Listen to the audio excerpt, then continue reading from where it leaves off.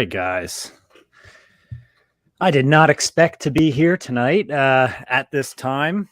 I was probably just about to be getting out of the AMC theater.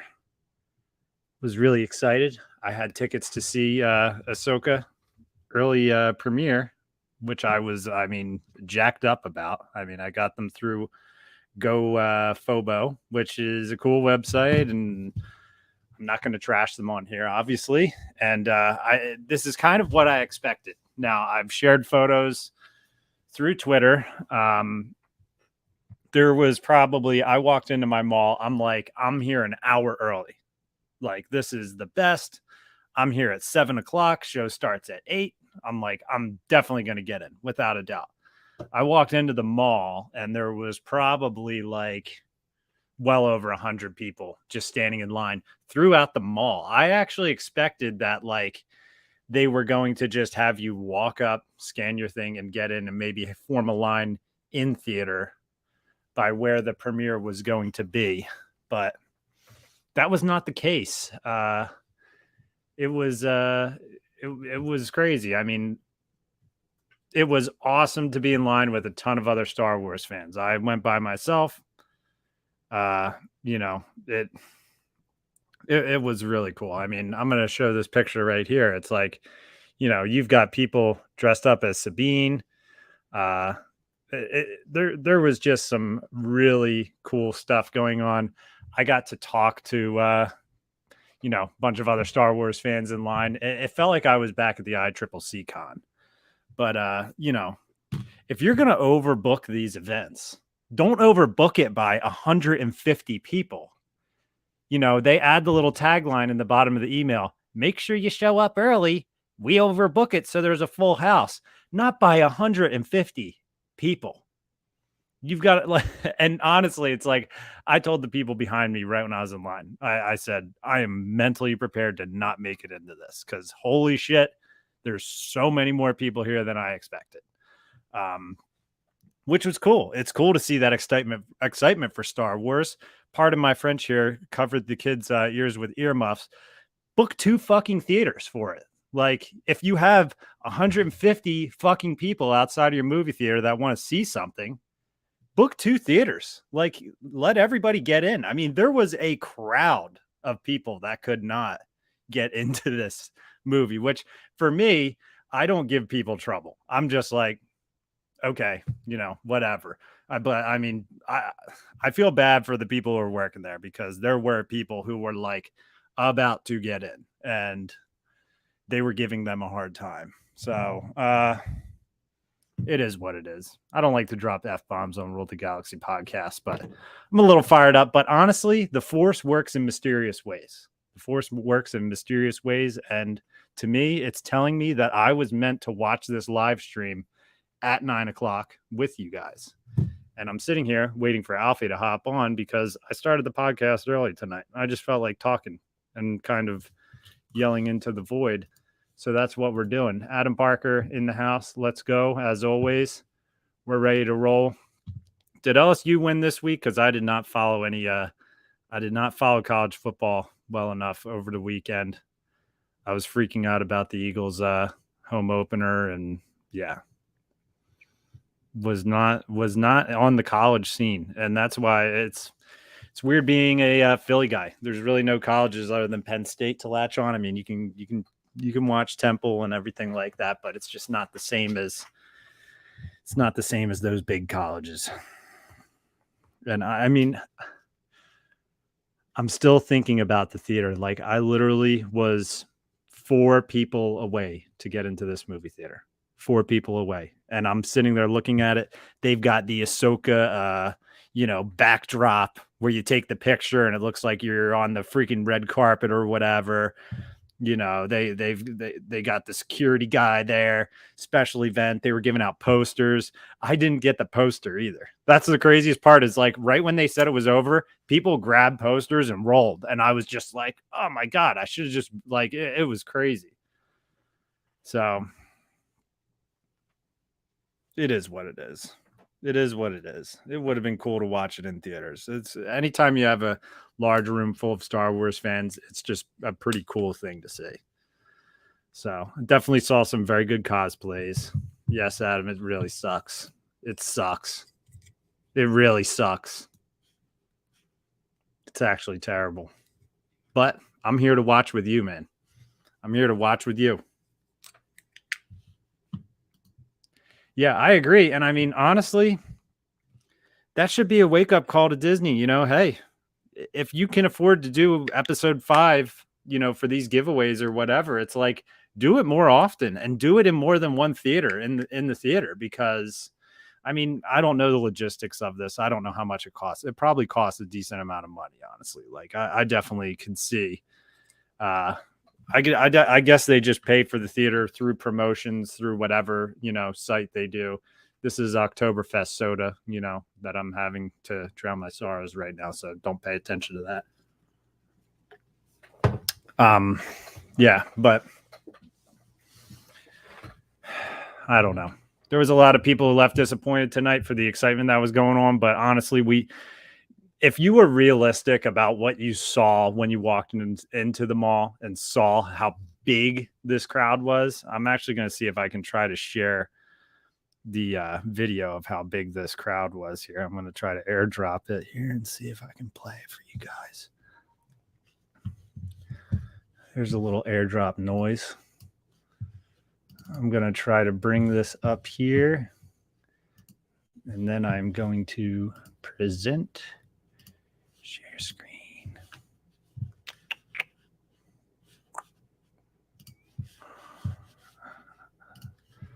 Sorry, thanks for bearing with me. This is what happens when you start the podcast by yourself.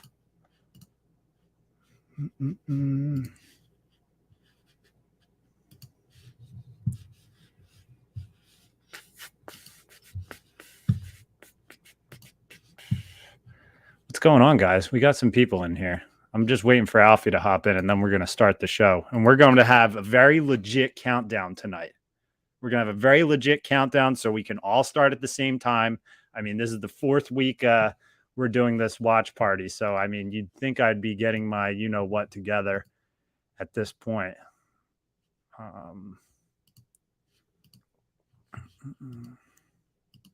Here it is. All right, here. Chrome lost permission to... Come on. Jeez. Sheesh. Here we go.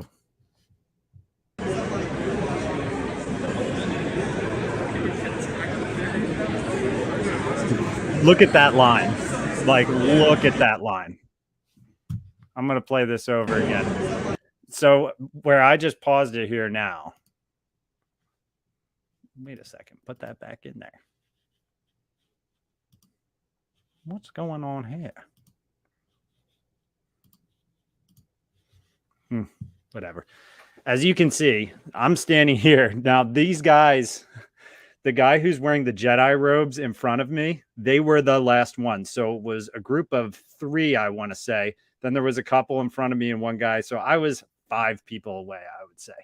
But this line wraps all the way into the mall, all the way down here, all the way down. And down in the corner where you see the little opening, that's where the scanning was going on, actually. It was a long line. And then the line went all the way back to there. So, I mean, my guy in the red hat here, I don't know who he was and I didn't talk to him, but I felt bad for him because that dude drove an hour and a half to see it. He drove an hour and a half, which is crazy. And yeah, that's probably the most foot traffic that mall has had in 3 years, without a doubt. So I think they just need to find this happy balance of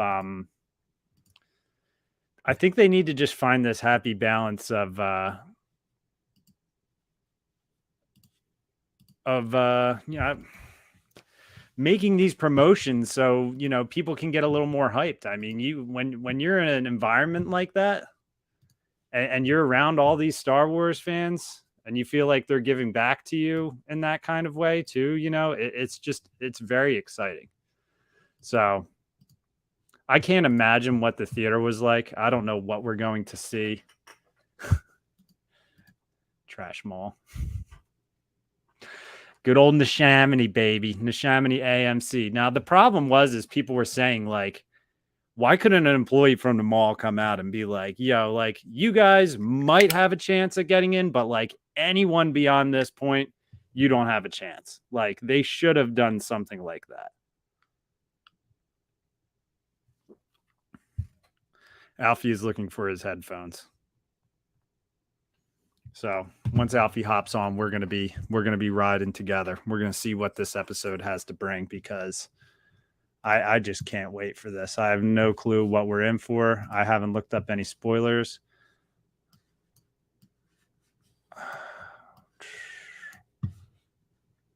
What the heck?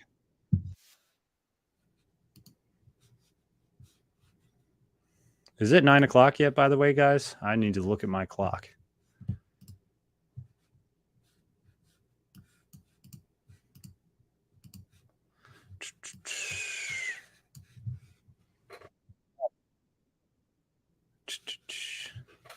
I decided to do this myself. I could have easily waited for Alfie to join up, but he's looking for his headphones. My bet is that Azalea has his headphones. That's my bet. For those of you who know Rule of Galaxy podcast.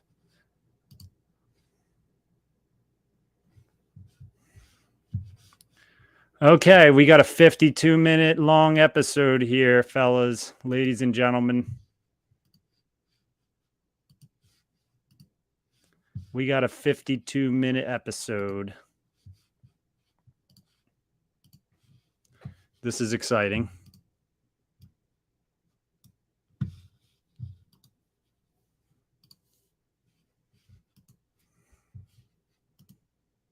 I've lost my Disney Plus window.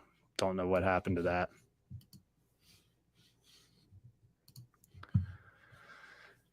Just a rough night for me, guys. That's why I wanted to come on here and rant. I know this episode's going to make it a lot better. Or maybe I might feel some pain from it. Who knows? Maybe it might just be pain.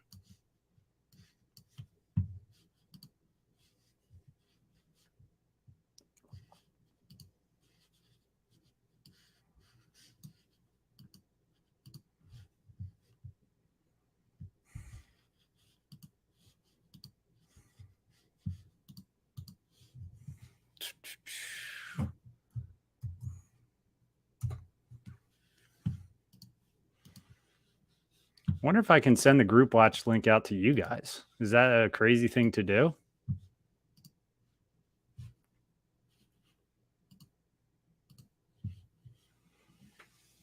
I can invite up to 6 people.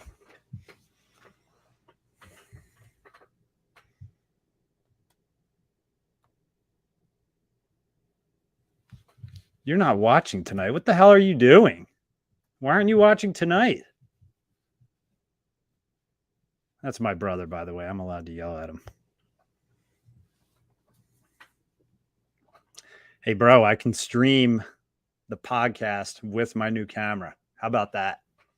Does the picture look good? Teachers, man. Brent would like this answer, though. Brent would definitely like that answer. Lesson planning. We're just waiting on Alfie, guys. Once Alfie gets in here, I'm not going to rant about me missing the show anymore. I mean, I could have, sure, it would have been cool to sit there in the Dolby Digital Theater where you have beautiful surround sound and you could see the special effects on a big screen and sit in a room full of hundreds of Star Wars fans that are going to have extremely excited reactions to things that might happen in this spectacular episode that we're about to see tonight. And it really could have been fun. Maybe I could have got some popcorn, maybe a freaking soda or something. Who knows? It could have been fun. But the dream is dead. Welcome, Alfie. You're live. Can you hear me, Alfie? I have no audio. God damn it. Okay, I'll give you a break. Hold on. Alfie's trying to find his headphones. Oh man. Just one of those nights.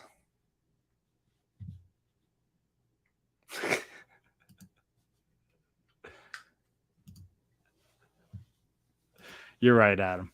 I'm happy to be here. Alfie, do you hear me right now? Now I hear you. Do you hear me? Yes. Okay. Can you not find your headphones? I cannot find my headphones for the life of me. All right. Hey, that's fine. I mean, we'll do it live. That's how it goes. So what have you been touching on here? I just was ranting like a crazy person for 15 minutes. 16 minutes now. Yeah, I've probably said the same thing 2 or 3 times. I'm just devastated that I didn't get in. I was 4 people away from getting into the theater. That's a rough one. And Hey, go ahead. Let me test something real quick here. Tell me if this mutes. Yep, you're good. I can't hear you. Okay, how about now? Yep, you're good. Okay, I'm still getting the ups and downs of this new fancy microphone. Yeah. Yeah, I mean, what do you think we're in for tonight, Alfie? I'm trying to lean more towards the positive side because, I mean, I am like, dude, I got there at 7 o'clock. It said on the email, arrive early. It said, arrive early. We overbooked the theater, not by 150 people. Right. That's why, like, the one guy who traveled an hour and a half said to the guy, like, yo, couldn't you come out here earlier and be like, yo, it's not happening for you guys? Even if it's like, say 10 got to the gate and figured out they couldn't.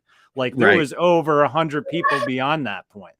So, like, come out and tell the people that it's like, yo, they really overbooked this shit. Like, I don't know. I knew it was going to happen. I turned to the people behind me and I said, we are going to get right there. And they're going to tell us that it's not happening. Yeah, it's crazy that it was that booked. That it drew that kind of an audience. That's what I'm saying. I mean, my thoughts are when they said it was overbooked, I figured, okay, there's probably going to be, a couple people who can't get in, just in case like a couple people don't show up. But I don't know. I just sent you an invite in the private chat for the stream.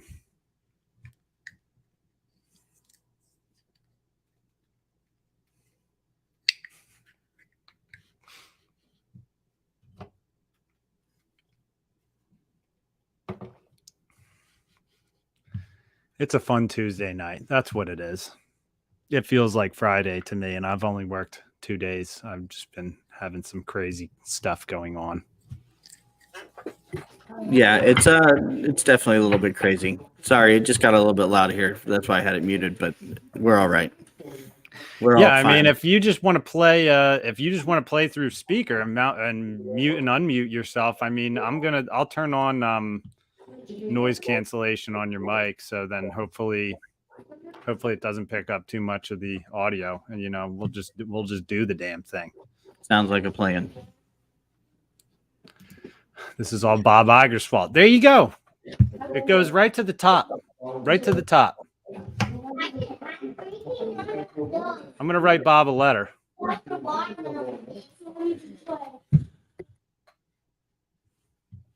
I'm going to write him a strongly worded letter.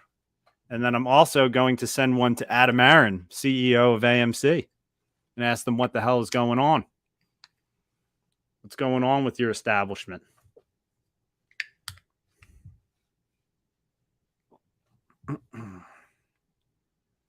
Let me know how that works out for you.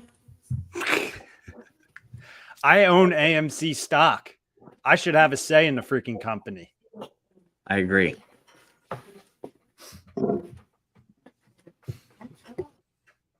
Are you in my group watch, Alfie, or no? There you are. I am now.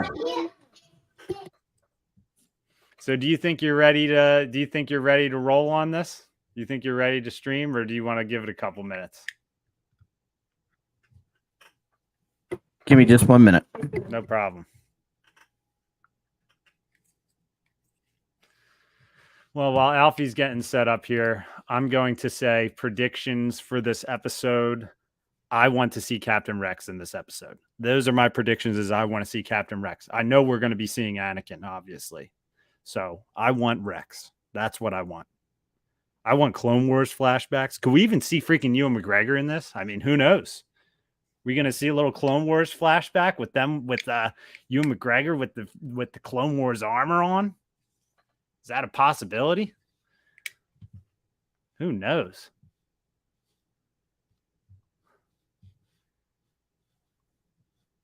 Who knows what's gonna happen?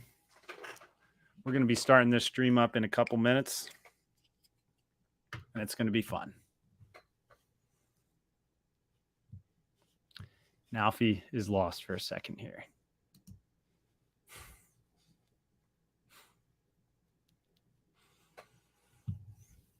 Can you imagine that? I just want to see live action Rex armor. That's what I want so bad, is live action Rex armor.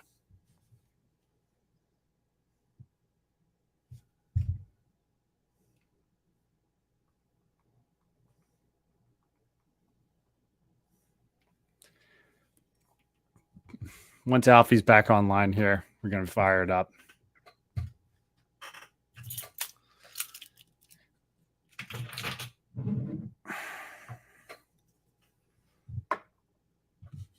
It'll be fun. Alfie's gone. Put the Clone Wars. That would be insane. It seriously would be insane. And I just want to see Tamora Morrison playing that type of role. Oh, Alfie's going to the garage. There he is. Yeah, I'm in the garage. She didn't pull the car in all the way either. Oh my God. This is the worst night ever.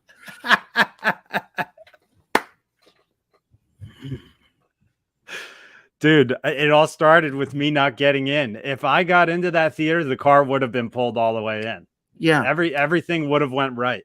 That's what would All right. You ready to roll? You ready to enjoy this? I think so. You ready to have your mind melted? Yeah. Deep breaths. Deep breaths. Sorry to everyone that is watching this. I know they've already heard 20 minutes of me just like talking to myself and Adam pretty much. And my brother joined in a little bit too, but he did say dirtball plumbers at one point. So I don't know that I agree with that, but do we get a J-Doc appearance? Yeah, J-Doc is in here. He's he was laughing. He was laughing at you trying to figure out what was going on. Oh, everyone came. They just got home from a volleyball game, so everyone is in the kitchen right now. I'm like, really? The 1 hour of the week that I need? I didn't even mask the soda that I'm having tonight because I was just too out of sorts. Oktoberfest, delicious. What's the brand? It's actually from Sierra Nevada. It's a fest beer. Yeah. And Sierra Nevada did a collaboration with a German brewery. And I usually like Sam Adams Oktoberfest, and I could not find it. They were all sold out everywhere. They had the variety packs, but like sometimes Sam Adams like pumpkin beer is like a hit or miss for me. It's like sometimes I like it, sometimes I don't. I'm not ready for that flavor yet because it's 90 degrees out here today. Yeah, I'm not ready for that. I'm a big Sam Adams Oktoberfest guy. That's one of my favorites. Yeah, I look forward to it every year. I just couldn't find the individual 12 packs of it. I didn't feel like getting the variety. I just wanted Oktoberfest. So I'm with you there. I'll be getting my paws on some pretty soon. So let's fire up this stream here, Alfie. I'm going to hit start stream in 10, 9, 8, 7, 6, 5, 4, 3, 2, 1.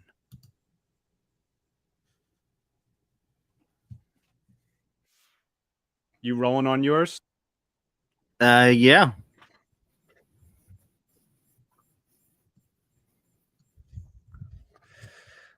Balin is just so badass, man.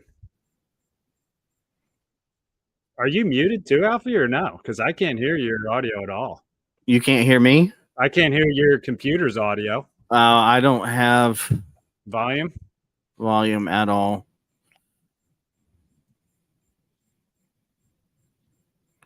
What the?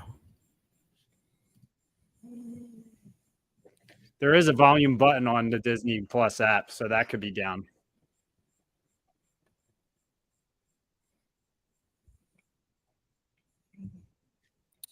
No, that's not it.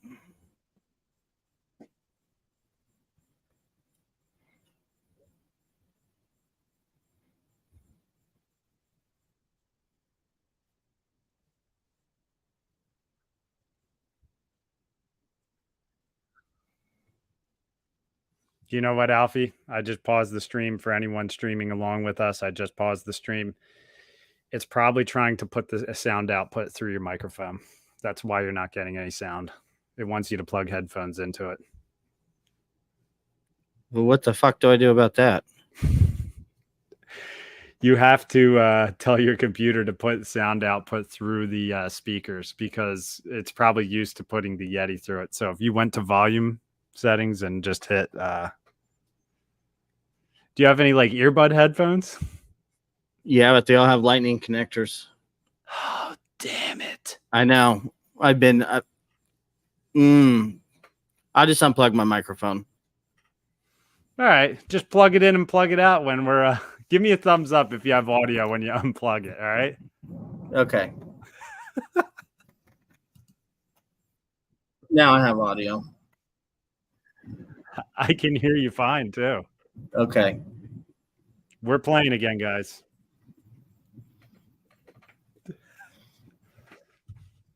We're the absolute worst. Dude, we've been pretty good actually. This was a rough start this week. It's all right. It only Yeah, I mean, I love how you can see that my garage door is open in the back. My wife's car right there. It's actually a pretty cool spot.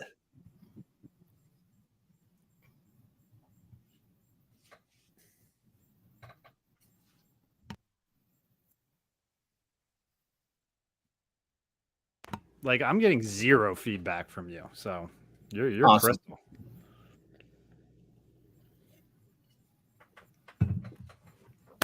Star Wars logo is showing, baby. We're back on the red planet. Mm-hmm.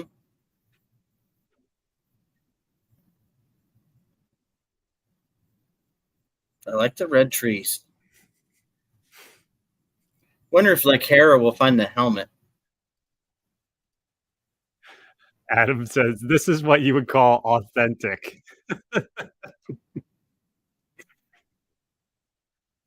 Sorry, but that looks like from a movie. This does not look like a TV show. Nah, this is it must have been pretty fucking cool to see this in a movie theater. Yeah, I bet that was quite the experience. Part of my French. I think I've dropped 3 F-bombs on this podcast tonight. This is unlike Rule the Galaxy. I'm sorry. We usually don't curse. Sometimes we do.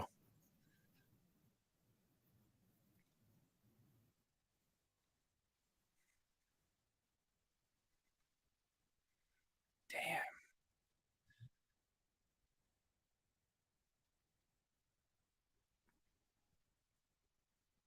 Hera's just like, what the hell happened here?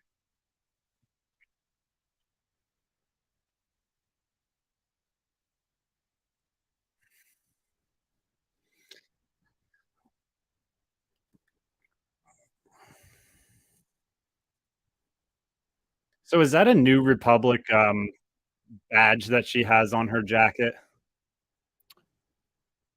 The thing that looks like a package of Sudafed? Yeah, it looks like dice, like a 5 on dice.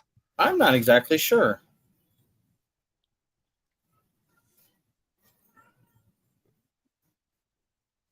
Uh-oh. Really? Just gonna let him go? Sure, go explore the brand new planet that we landed on. Be careful. Where our friends are missing. What's the worst that could happen? Yeah, exactly. Mm.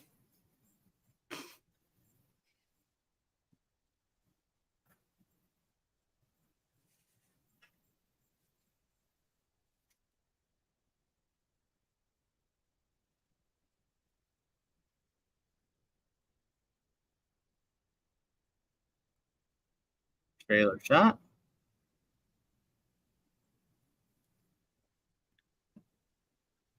Damn.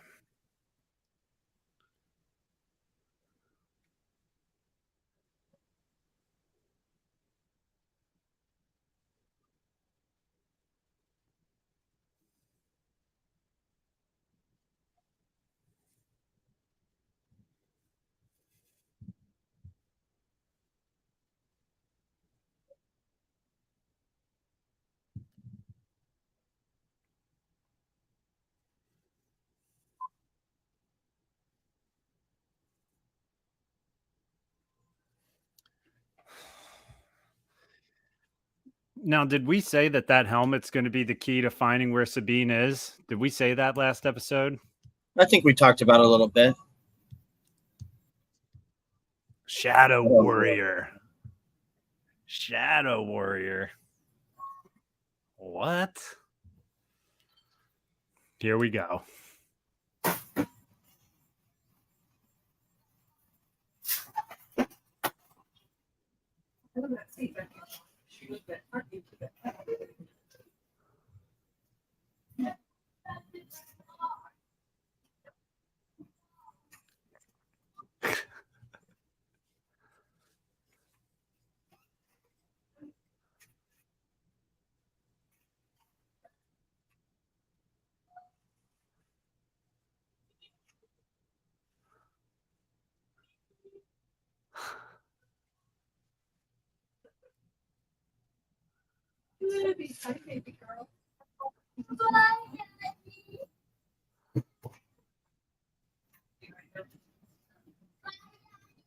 Bye, baby. You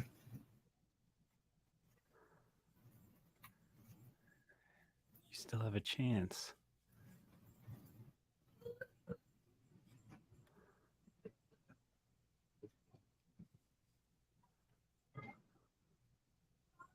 What?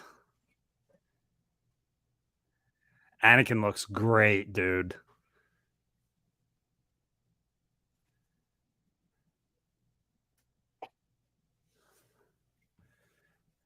Dude, he looks great. I know people were like kind of like critiquing it last week.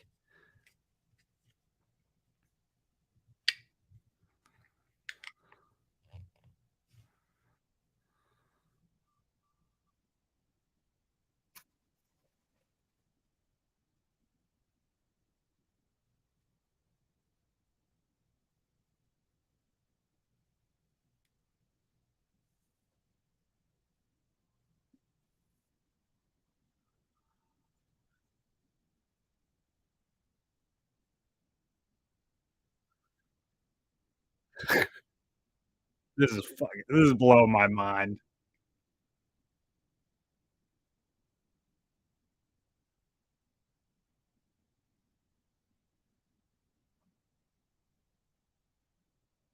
Yep, Scar is there.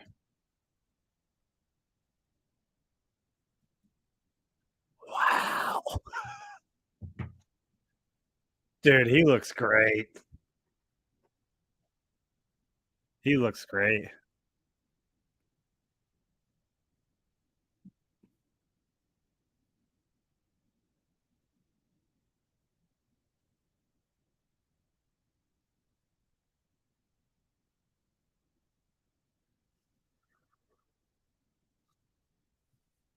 That's a hell of a walkie-talkie.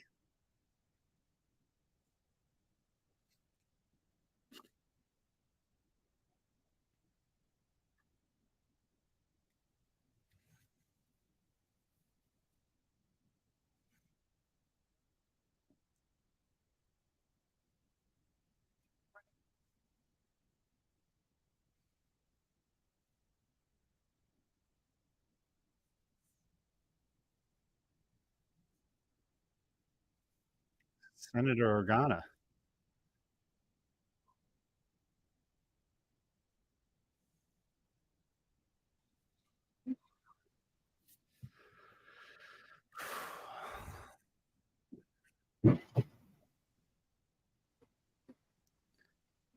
Are we going to see Princess Leia in this episode?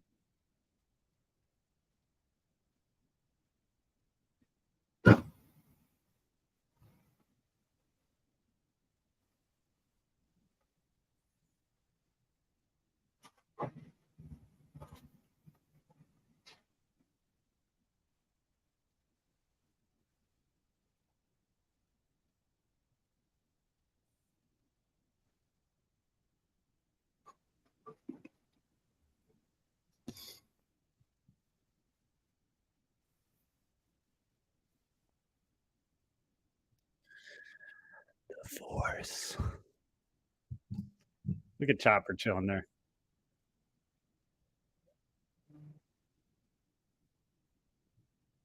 What?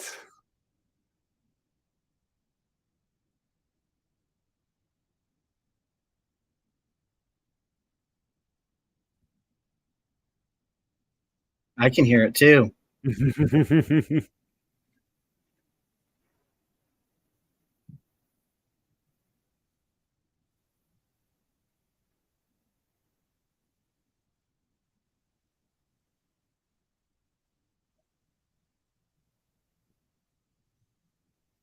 Does Hera look like 10 times better in this episode so far? Yes, way better. What's up with that? I don't That's know. interesting. Maybe it's the lighting.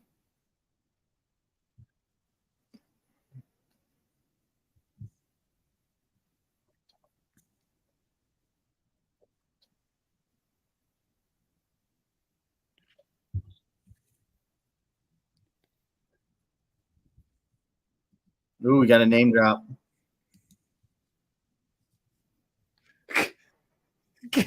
Parsativa. Okay. All right, whatever.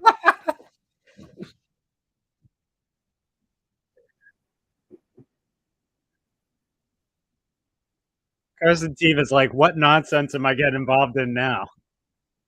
Oh, Oh, he did the back spin. he did. He did.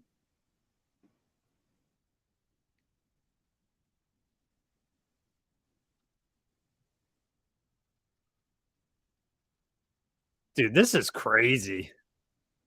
I can't believe we're seeing this. This is crazy. This is perfect. Oh, What? shit.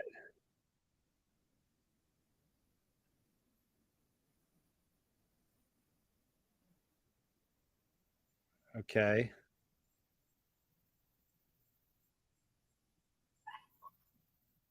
Where the hell did she just land? Dude, Did she just change is she appearance? young? Yeah. Oh, there's clone troopers. Dude. Is it young Ahsoka? Was that Rex that just ran by? I couldn't see. I didn't notice. Oh God, do we see Oh Clone my Wars? god, Anakin? it's Clone Wars Anakin.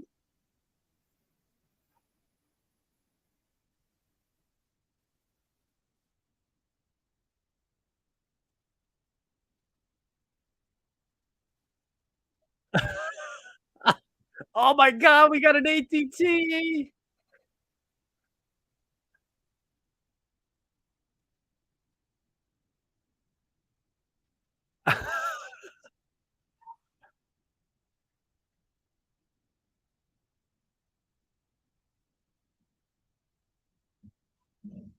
Oh my god. Oh, gunship.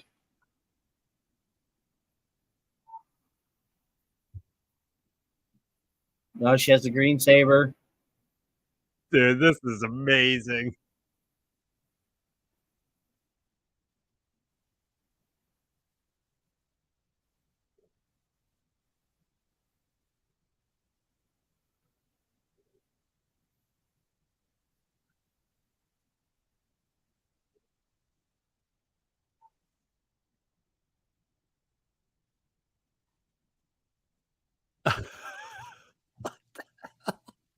This is wild.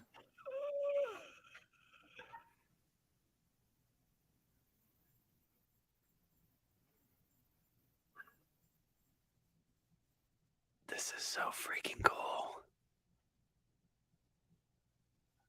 Oh my god.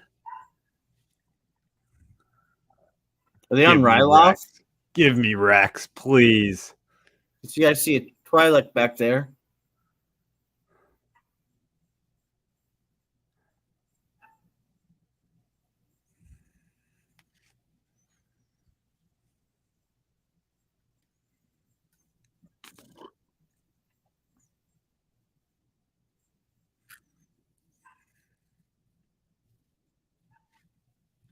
Oh No, my is that Rex back god. there? That's Rex. Yeah, there's. You can tell by the helmet.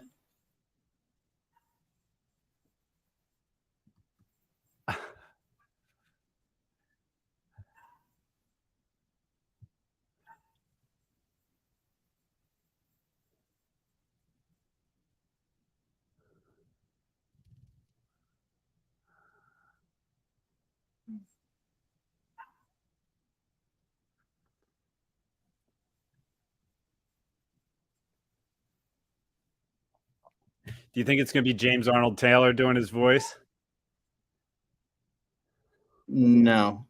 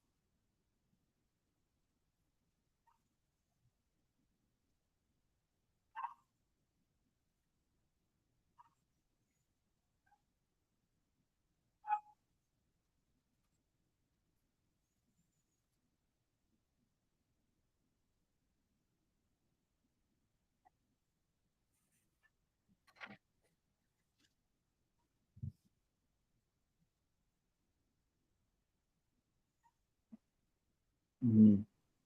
I never in Damn. 1,000 years thought we'd get to see something like this. This is crazy, dude.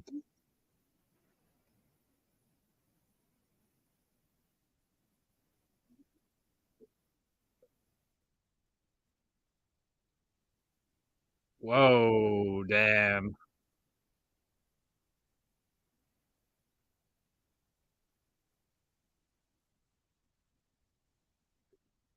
I mean, I don't even know if do you think they even did any de-aging on Hayden? I mean, I think he just looks perfect. I would say some, but yeah, he looks It really doesn't good. feel fake to me. Like it doesn't it feels fine. I think having the darker backgrounds really helps.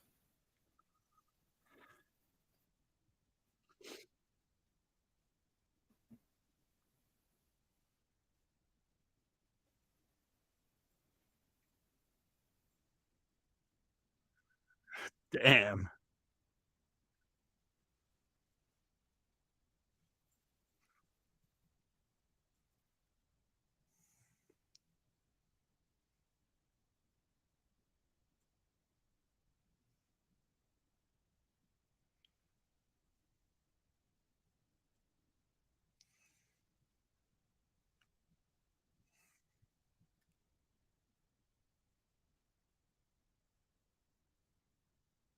Well, that looks great.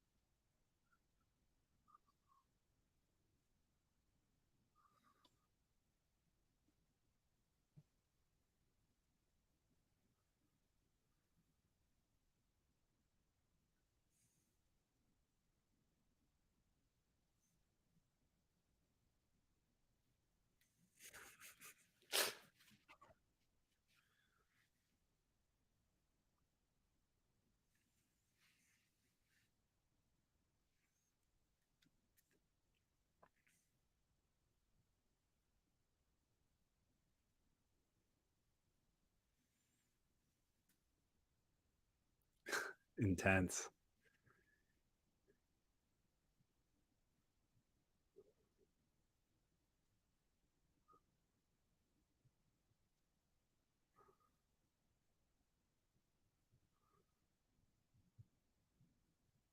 What?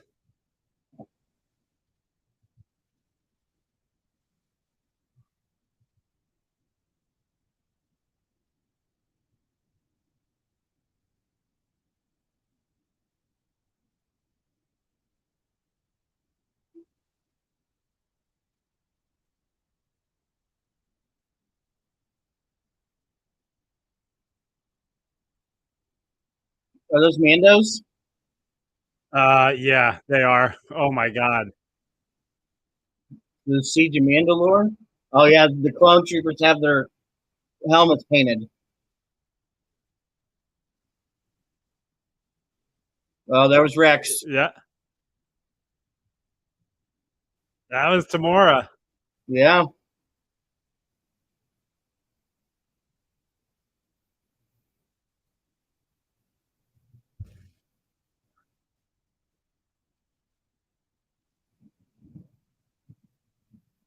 The arm fold.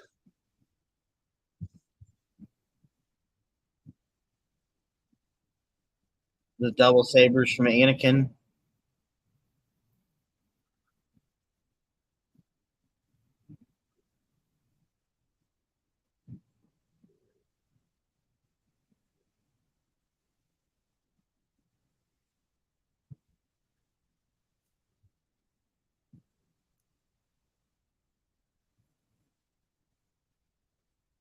Hmm.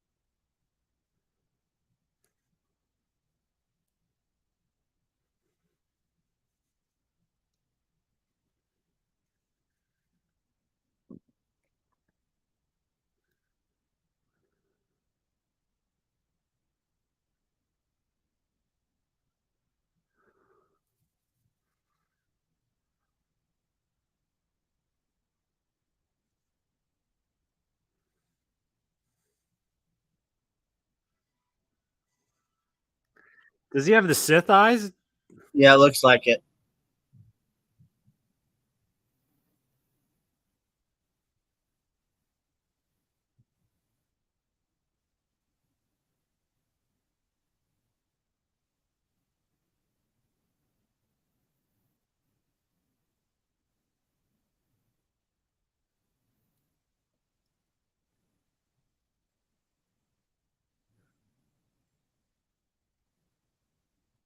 Oh god, that's awesome.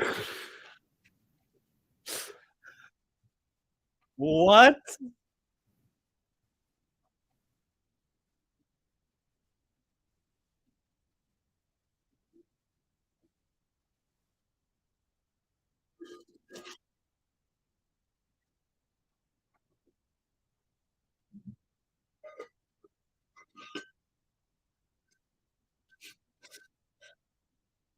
Oh, geez. I thought he cut her arm off.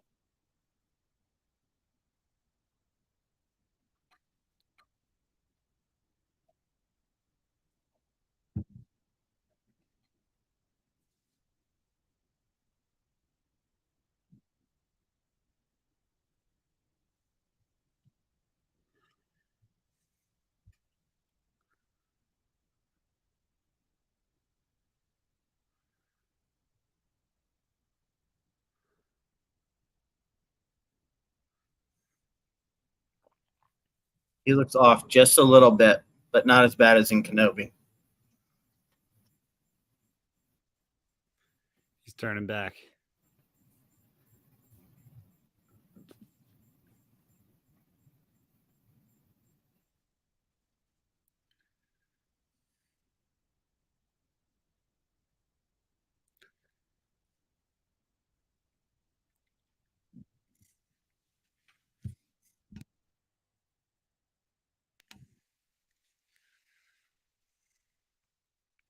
Mando's gonna save her. What's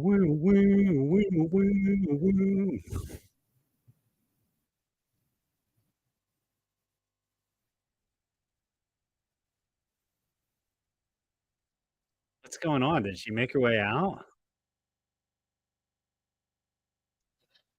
Kind of looks that way. I'm gonna miss seeing Anakin.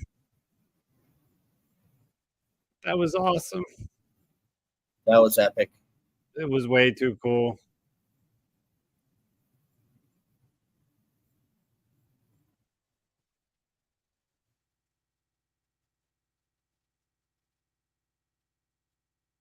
Whoa.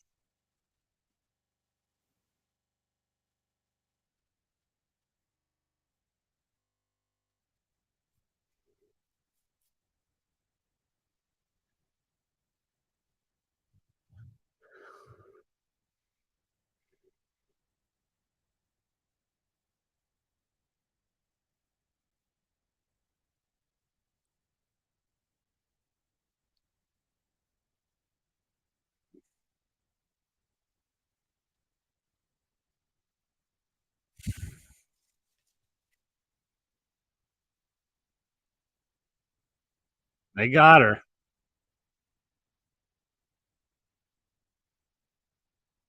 Who is that? Is that someone One from of, an X-wing? yeah, it's one of the pilots. There was Carson, Mando, and then her. Oh man, Brent. Would have been better on a big screen, like a movie theater screen. Exactly, Brent. Wouldn't you have hated to miss out on that? Like, I could not imagine standing in line for that and not getting to witness it.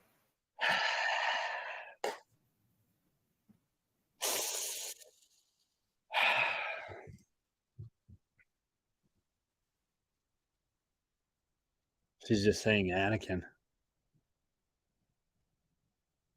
What's going on with Jason? He's feeling something. He definitely has some force abilities.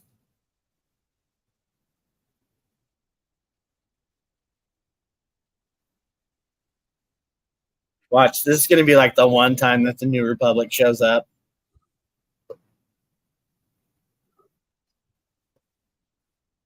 Not against, to fight the bad guys or anything, but for Hera to get court-martialed or something. Exactly.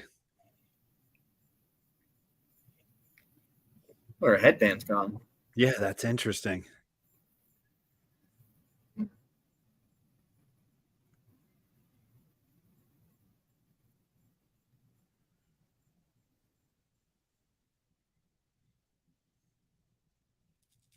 Hopefully she has another cloak.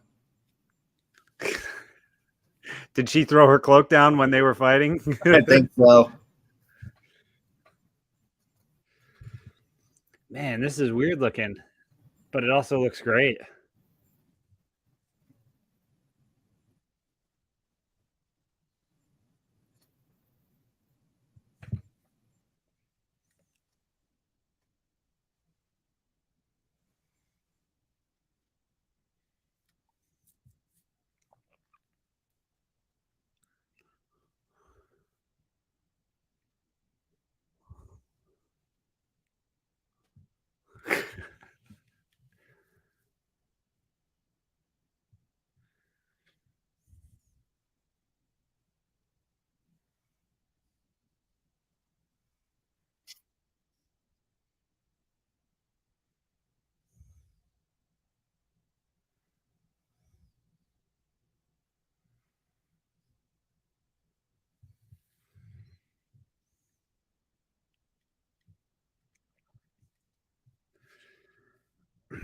I want to talk about what Anakin was trying to teach her. We'll talk about it after the episode, though, because that's on my mind.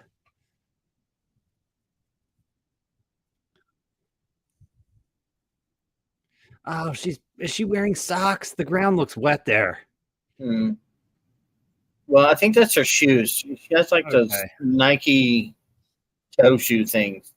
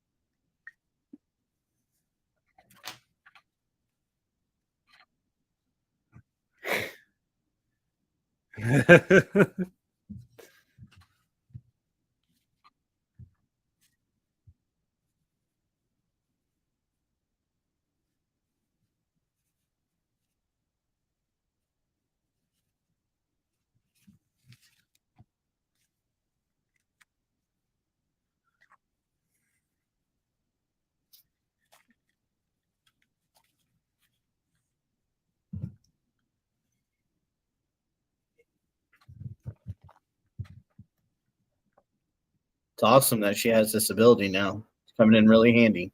Twice.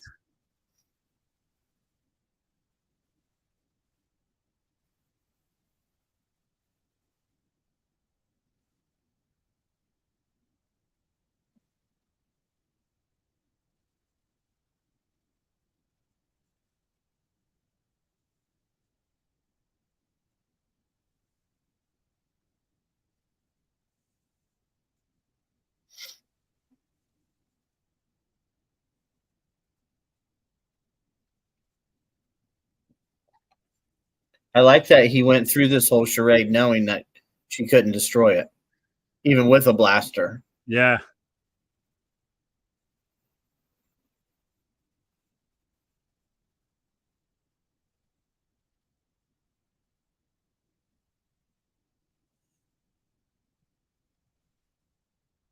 Man, That's Zarya heavy. Dawson just looks great.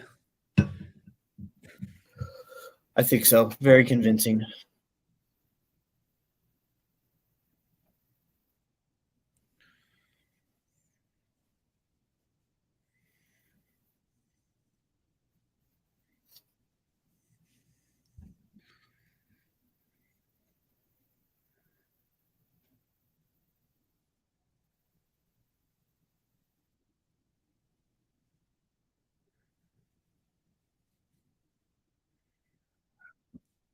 Oh, did they move Ahsoka's ship closer? Looks that way. That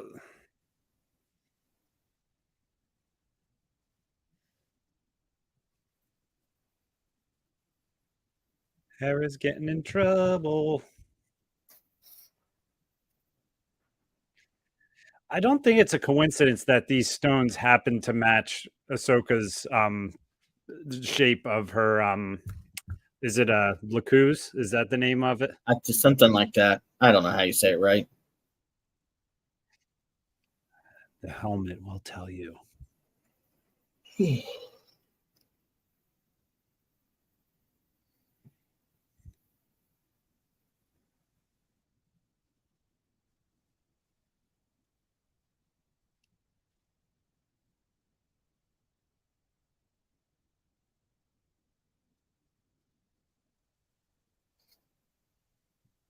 Do just like Ezra did.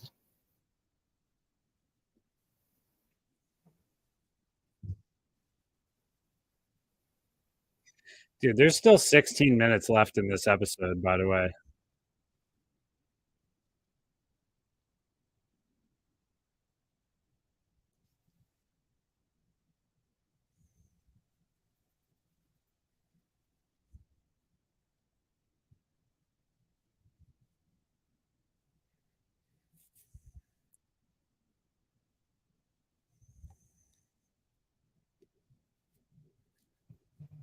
Nope.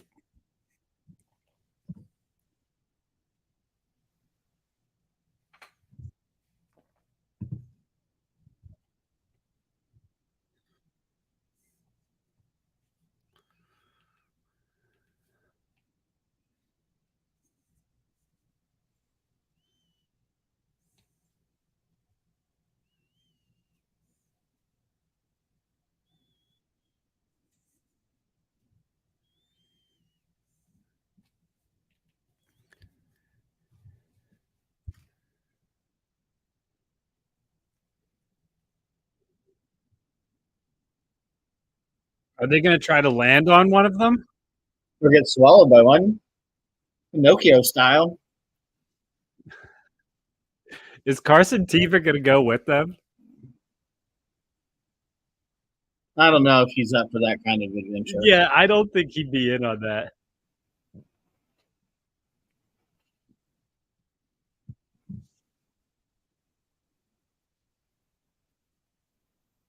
I like that she's wearing white now.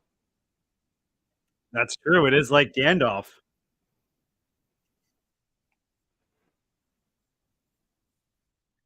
Looks like a very comfy sweater, too. Mm. Teva's Mr. Worldwide. That's true.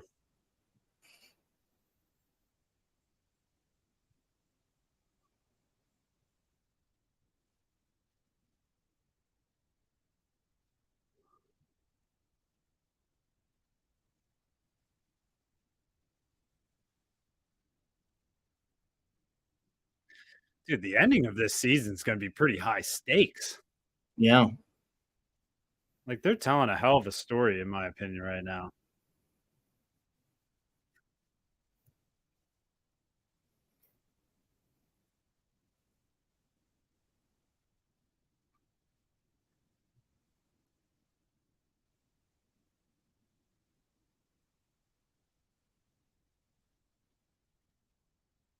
There's a big boy. He probably knows the way. He's a meat hoss right there.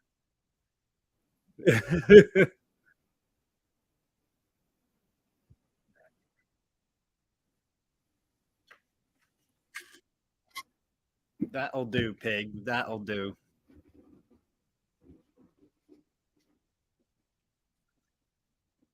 Is she going to jump off the ship onto him? I don't know. Maybe try to make a connection.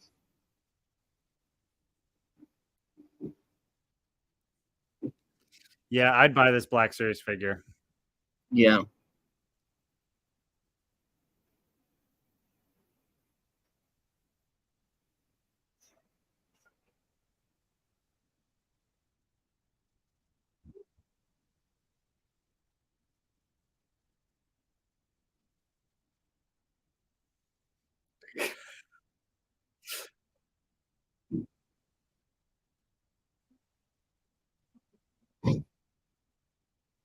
Holy crap, man.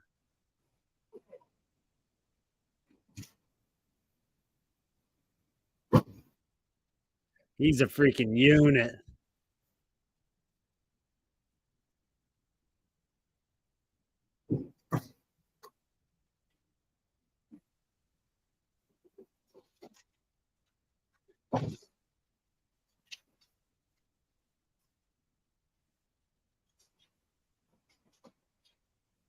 The hell do these guys want, man? They're a nuisance.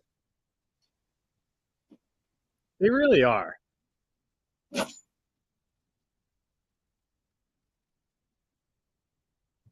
Come on, Carson. Get them off your back.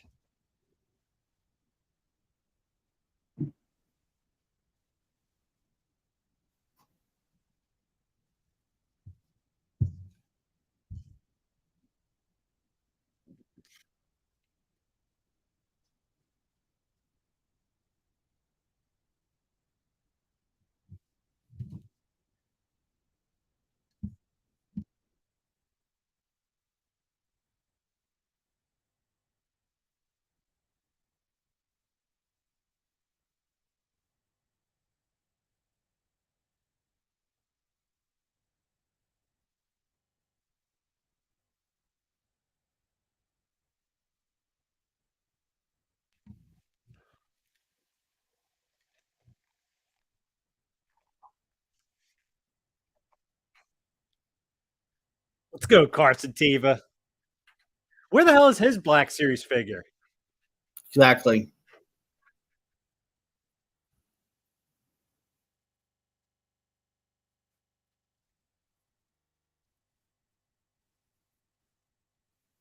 Fleet Command.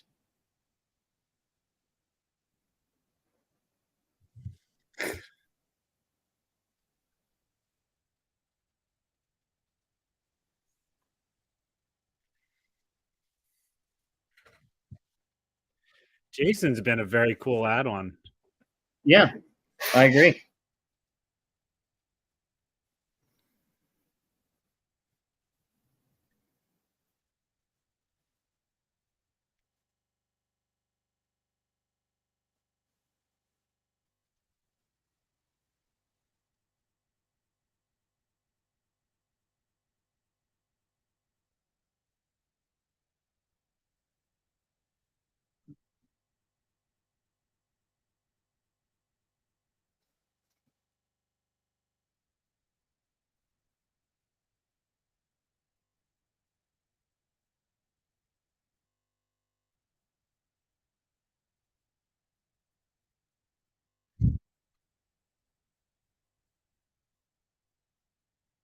Oh my god, it's like Finding Nemo.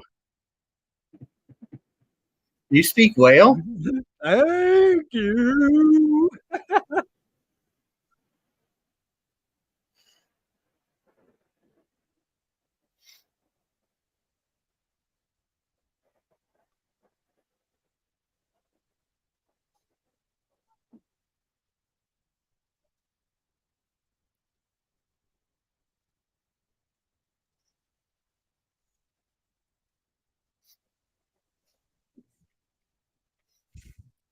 Oh, is he Yang a little nervous?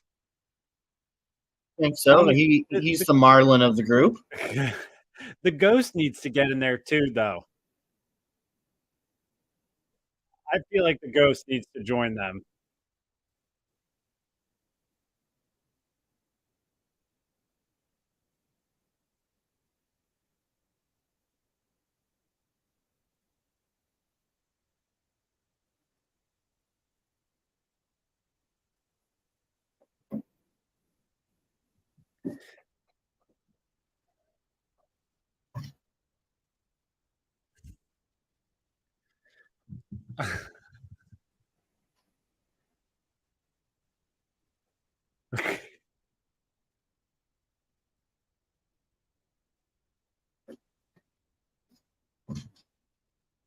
Oh my god. That whale just said, "Let's ride." That's what he said. I wish they were going with them. No ghost.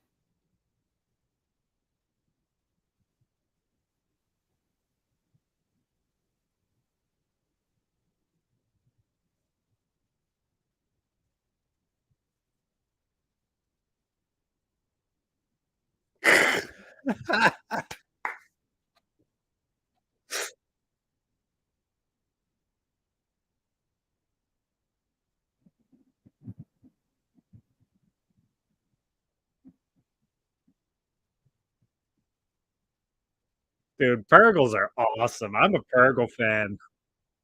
I'm liking it.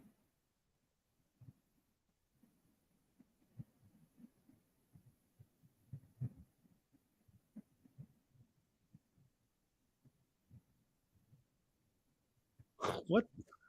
What is that? Is that the big boy? Yeah, that's the thick boy. That's the thick boy.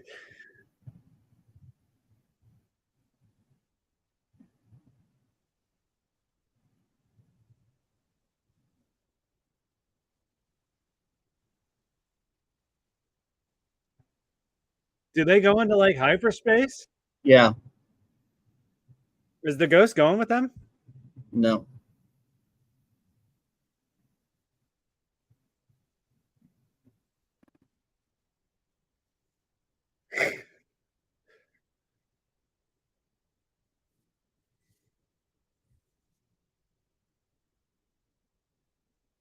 This is like the end of Empire. Seriously.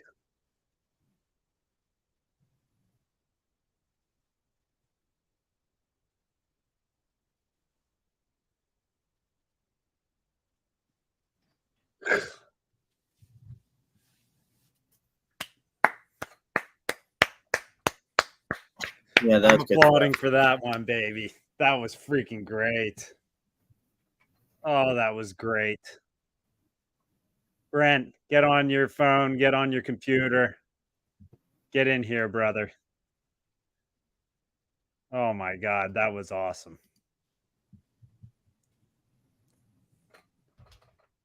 Wow.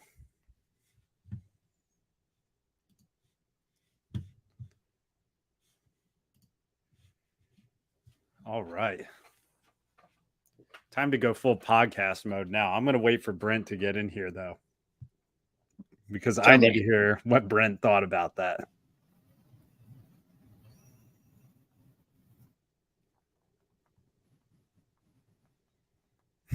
That was crazy.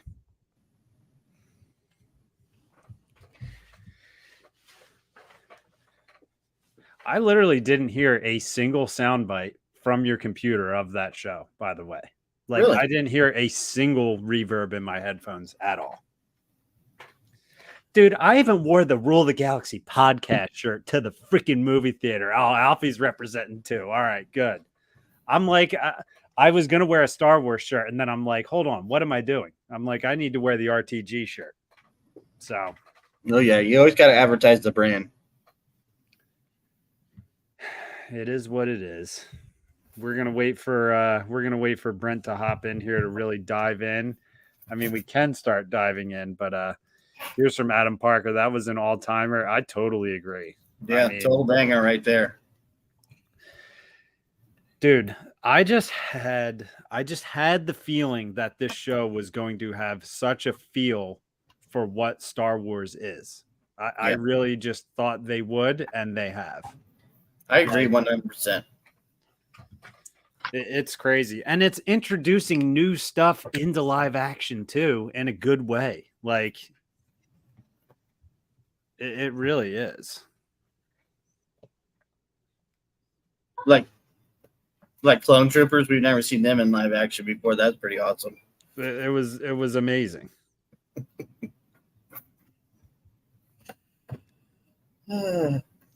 Captain Rex in live action though. Yeah, Captain Rex. I'm getting it out now. I'm grabbing it.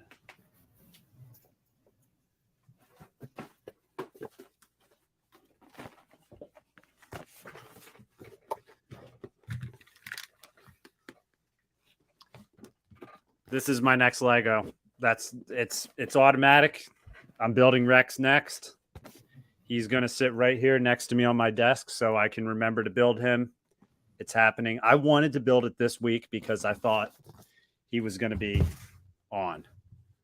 But Rex is getting built this week. I'm just waiting here to see if Brent's going to come on, and we'll get started on a little episode review here.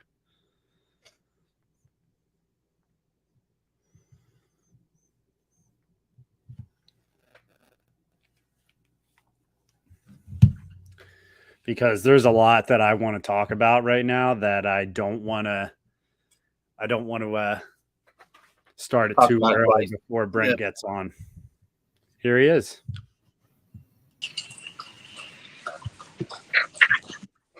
Brent, what's going on?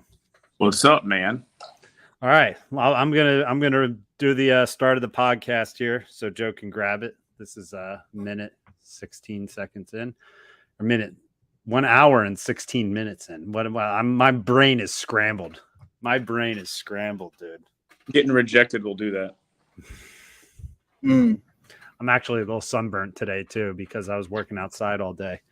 Kind of look like a raccoon actually right now. Doing outdoor plumbing? What's that? Doing outdoor plumbing? I had to put a storm door on for someone, and it's like their front of their house was just like, dude, it was super hot today. It said it was 83 degrees, but like the sun was just blazing today. So yeah, it was a good one. Let me put out a quick retweet and say we're talking about that episode, and then we'll fire this bad boy up because I know that Brent is super excited to talk about this one. I don't know about that, but so I mean that ginger skin of yours too doesn't really like that sun. Trust me, I have a bottle of sunscreen in the truck at all times.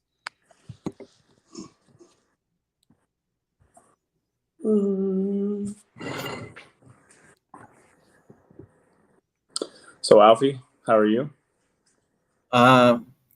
Pretty good. Yourself? I'm not doing too shabby. Do anything fun in the Star Wars world?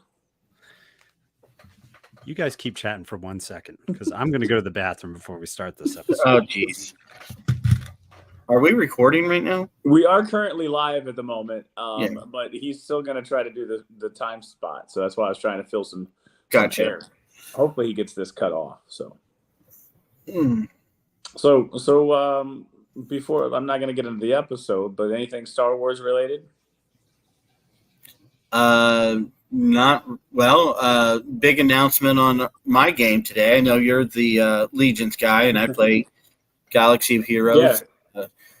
New Galactic Legend Princess Leia was released today. So what outfit or uniform? Indoor. So indoor Leia? Right.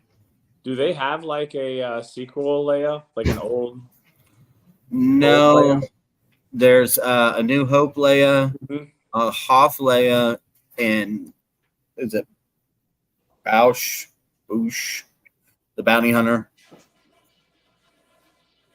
from Return of the Jedi. She's in the costume. Bosk? It's B-O-U. Oh, the bounty I don't know hunter how you costume pronounce from okay. Because she's holding a thermal detonator. Yeah, that's the one. Gotcha. That's cool. Yeah. They got to keep it fresh, right? Somehow, some way. Yes, they have to keep it fresh and keep you wanting to spend money. Which you're going to want to try to level her up as fast as possible. Right. But to do that, you have to unlock so many new characters that you can only unlock if you buy. Or months for them to actually. Right. Do you have all the ships too? That was really what kind of started getting me interested too. Is I love the fact that they had the ship aspect of it too. There's two that I don't. The Inquisitor ship was just recently released, the Grand Inquisitors, and then Darth Malgus's fighter. Cool. And those are still pretty much in the pay-to-play bracket. Gotcha. Brent, where's your shirt? I don't know. You didn't get the memo? No, I didn't get the memo. I didn't go to a theater and then get rejected. So, wow. All right. On that note, we're gonna set this off right here. Hey, Star Wars fans and Rule of the Galaxy fans. Here we are, another week after watching the live stream. If you're joining us on podcast, we've been live streaming Ahsoka, and we've actually been having a lot of fun with it, doing a little bit of watch-along parties. So if you're free on a Tuesday night around 9 o'clock and you want to see about 15 minutes of scrambling until we finally get the episode on and have a bunch of fun watching it together, come join in, because honestly, the first 15 minutes of it might be the most fun of it all. And honestly, if you're going to rewatch our watch party from this week, maybe skip the first 20 minutes. I might have cursed a couple times. I was a hot mess. That is a I'm requirement. Sorry. That is a requirement for any Rule of the Galaxy listener. I'm going to have to go back to listen to it because I understand that it's just a solo rant. I was podcasting by myself for like a good 15 minutes, just like talking.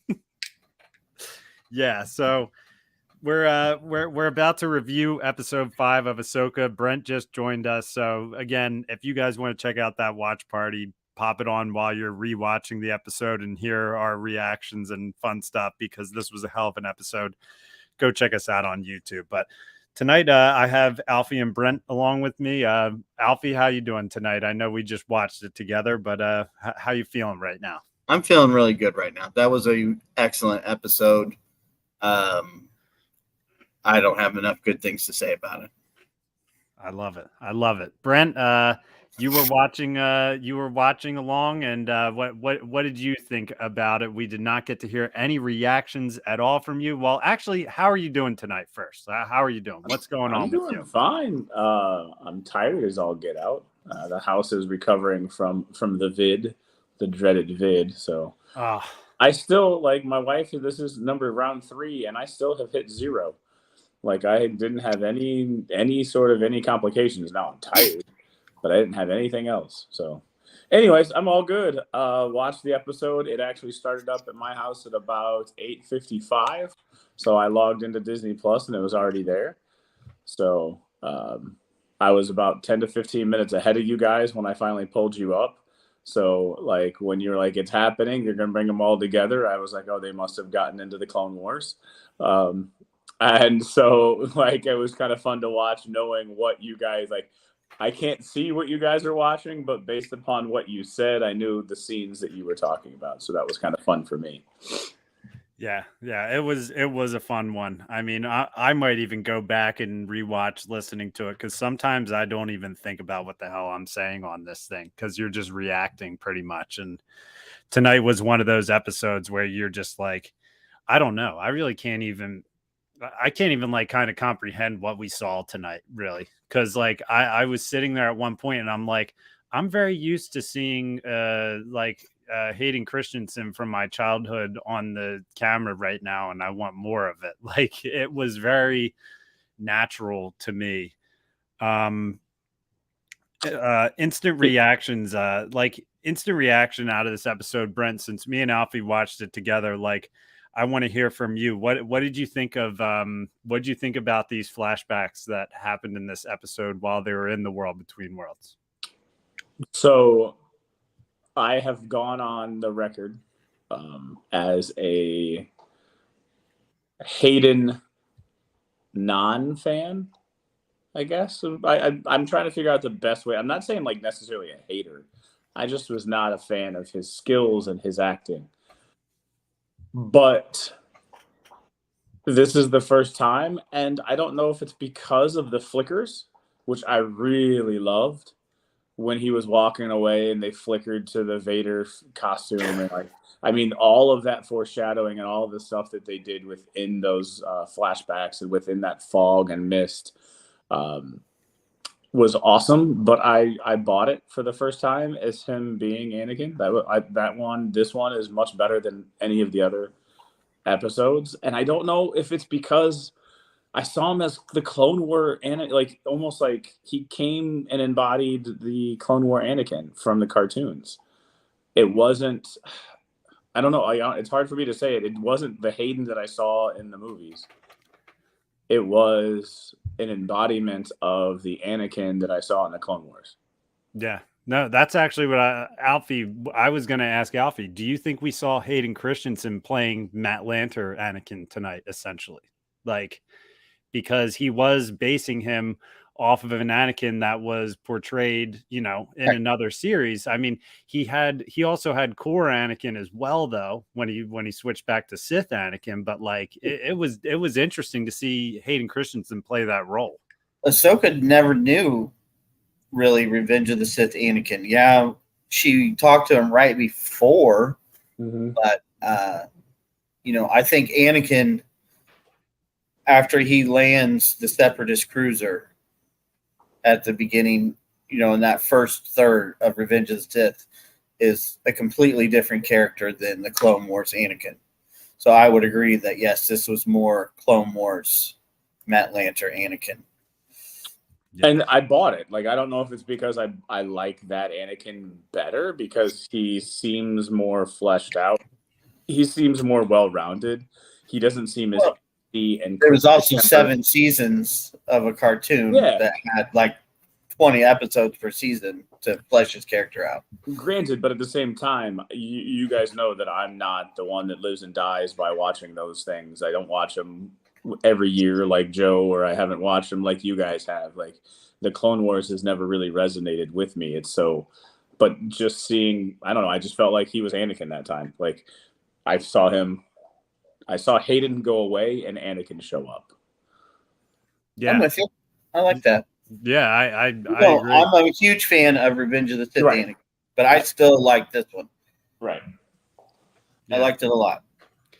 Yeah, and I mean, I think you got to respect Hayden Christensen for being able to tap into that like character that he played so long ago, because it's like, I can't imagine. I mean, how long has it been now? 20 years? Or Attack of the Clones is 20 years this past year, correct? Something like that, yeah. Yeah, so we're talking about a character that he started playing 20 years ago, and you have to jump back into that. I mean, as an actor, it's not easy. I mean, you've been through a lot of stuff in your life. He hasn't done like a ton, like he's done stuff, but he hasn't done a ton of movies. It's like this dude just literally like hopped back into this character, and to me, like did a hell of a job. Asking him to be a different version of the character that he didn't necessarily play. Mm-hmm. But I also feel like for an actor, that almost gives you some more liberty and freedom and some so you're not stuck, and you don't play and you get into your old habits. You have a chance to build and to redefine the character, so that lets you play a little bit more with that. So I like that. Now, the other thing within the flashbacks, I think I said it in the chat when I was there.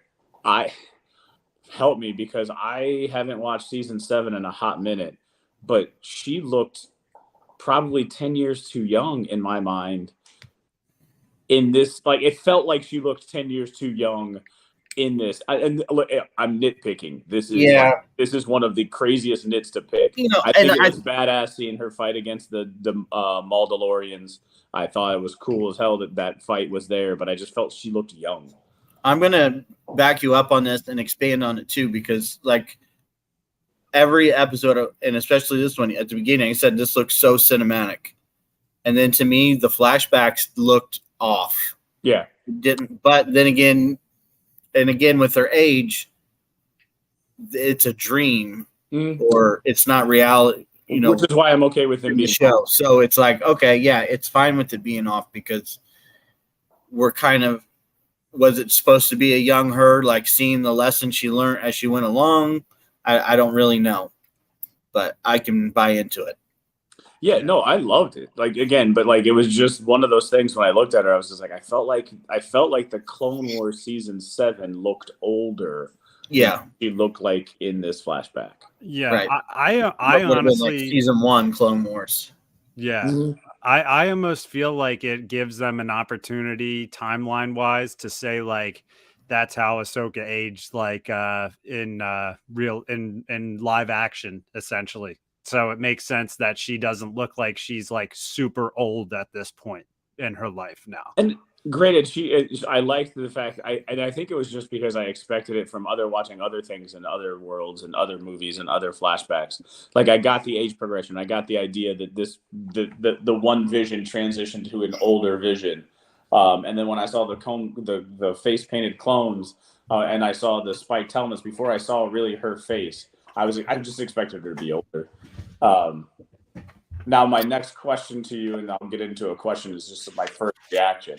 I've already kind of, as before I logged on to you guys, because I got done with it a smidge early, some of the social medias that I'm on have already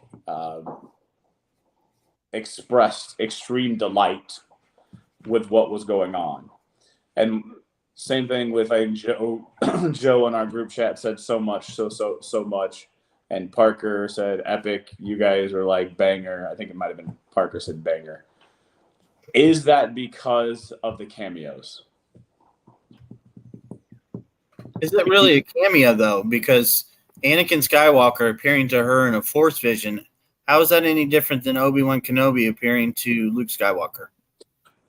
Okay, so let me rephrase it a little bit. Is it because we were re-exposed to characters that we already knew? Would it have the same impact if you were exposed to a new character like a Bendu, and I'm not saying Bendu, but like if you were exposed to another Mortis arc type person, or if you were exposed to somebody else as opposed to Anakin showing her the way through and giving her the training? I get why it works. Like, this is not the comment that it works. It's more, are we just conditioned to love to see the nostalgia that we have versus showing something new? You could show me something new, but would it have the emotional impact, especially when the story is driving that it's Anakin's turn that is weighing so heavily on her? I think it really needed to be Anakin in her vision to teach her this lesson. And what the lesson is, I don't know. I'm going to have to watch it again to really – I mean, I get it. It's live or die. Are you going to live or die? Are you going to give in, right? Like, so I think it's like, are you going to give in to the anger? Are you going to let it control you? Same, like, as it was going on, right when she stole the lightsaber, in my mind, I said, "This is the cave on Dagobah. Right. This is the Hall of Mirrors on Octu. This is that cave moment where she has to make a choice. Is she going to choose the light side or choose the dark side?" I think it's one of the Master and Apprentice, Rael Aberoth or Qui-Gon Jinn is like, the difference is I choose the light. I tap into the dark. I'm expressed to the dark, but when it comes down to it, I choose the light. That's what I think is what she right. Or is, like with her and Grogu and her and Sabine, is she going to continue to say, like, I can't do these things because of I'm afraid that who I train will turn into Anakin, or I'm afraid of this, I'm afraid of failure, or that fear, right? So are you going to go forward and rise above that? No matter what, go forward, and regardless of the fear that you are fearing, override that fear and just move forward. I like it. Right. So I think that's kind of what the lesson that I'm taking away from it is. I'd like to hear other people as we go throughout the movie, right? We're doing an instant reaction, like 15, 20 minutes after watching this thing, what we think the message was. But it sunk in, right? Because she became the white.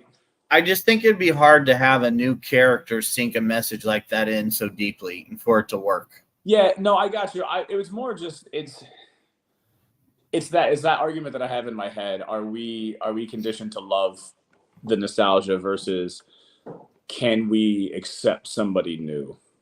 Yeah, because I mean, I see both sides of it. I think this was very well done. Mm-hmm. Other shows have been so cameo heavy that, for a little bit, I get really nerded out and I'm like, hey, that's Black Chrysanthemum from this comic book run and stuff. And then at the end of it, you're like, what a waste of characters. The story really didn't utilize them well and it went nowhere. And now you've wasted that character's involvement in future stories or, making something really cool out of their story. We still haven't talked about how why Thrawn is scary, and why he's so important.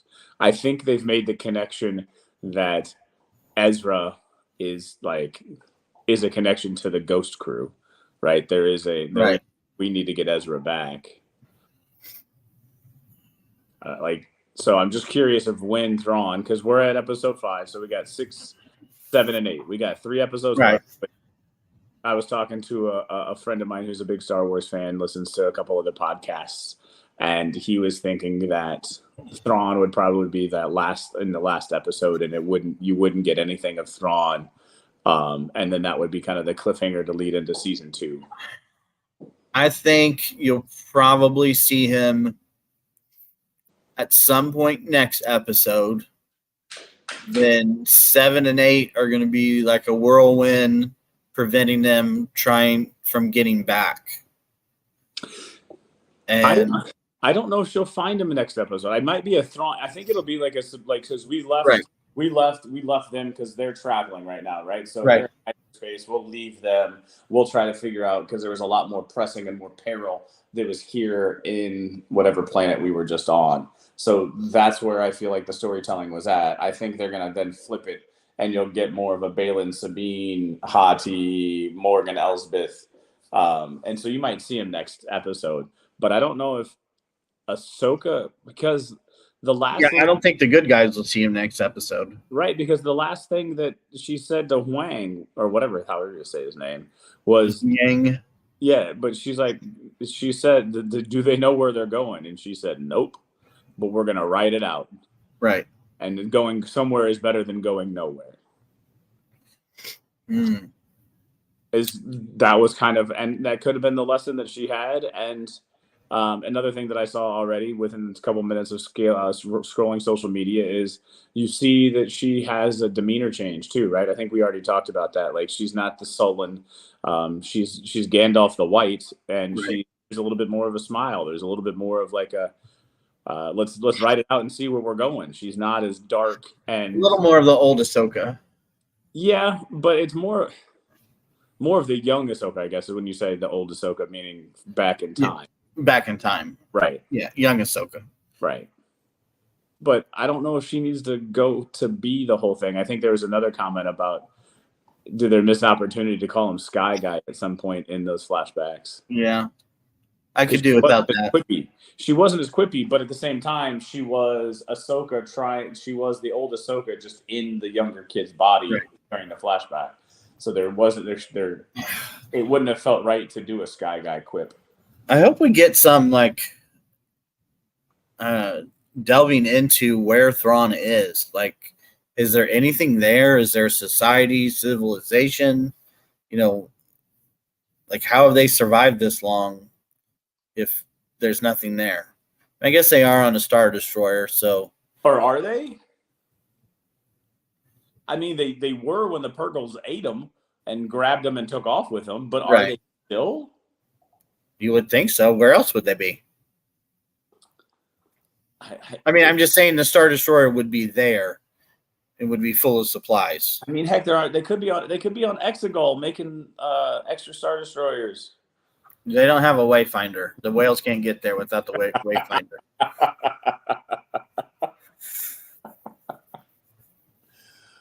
So, what was your overall impression? I mean, I know I've asked a couple questions. Where do you sit? I really liked this episode.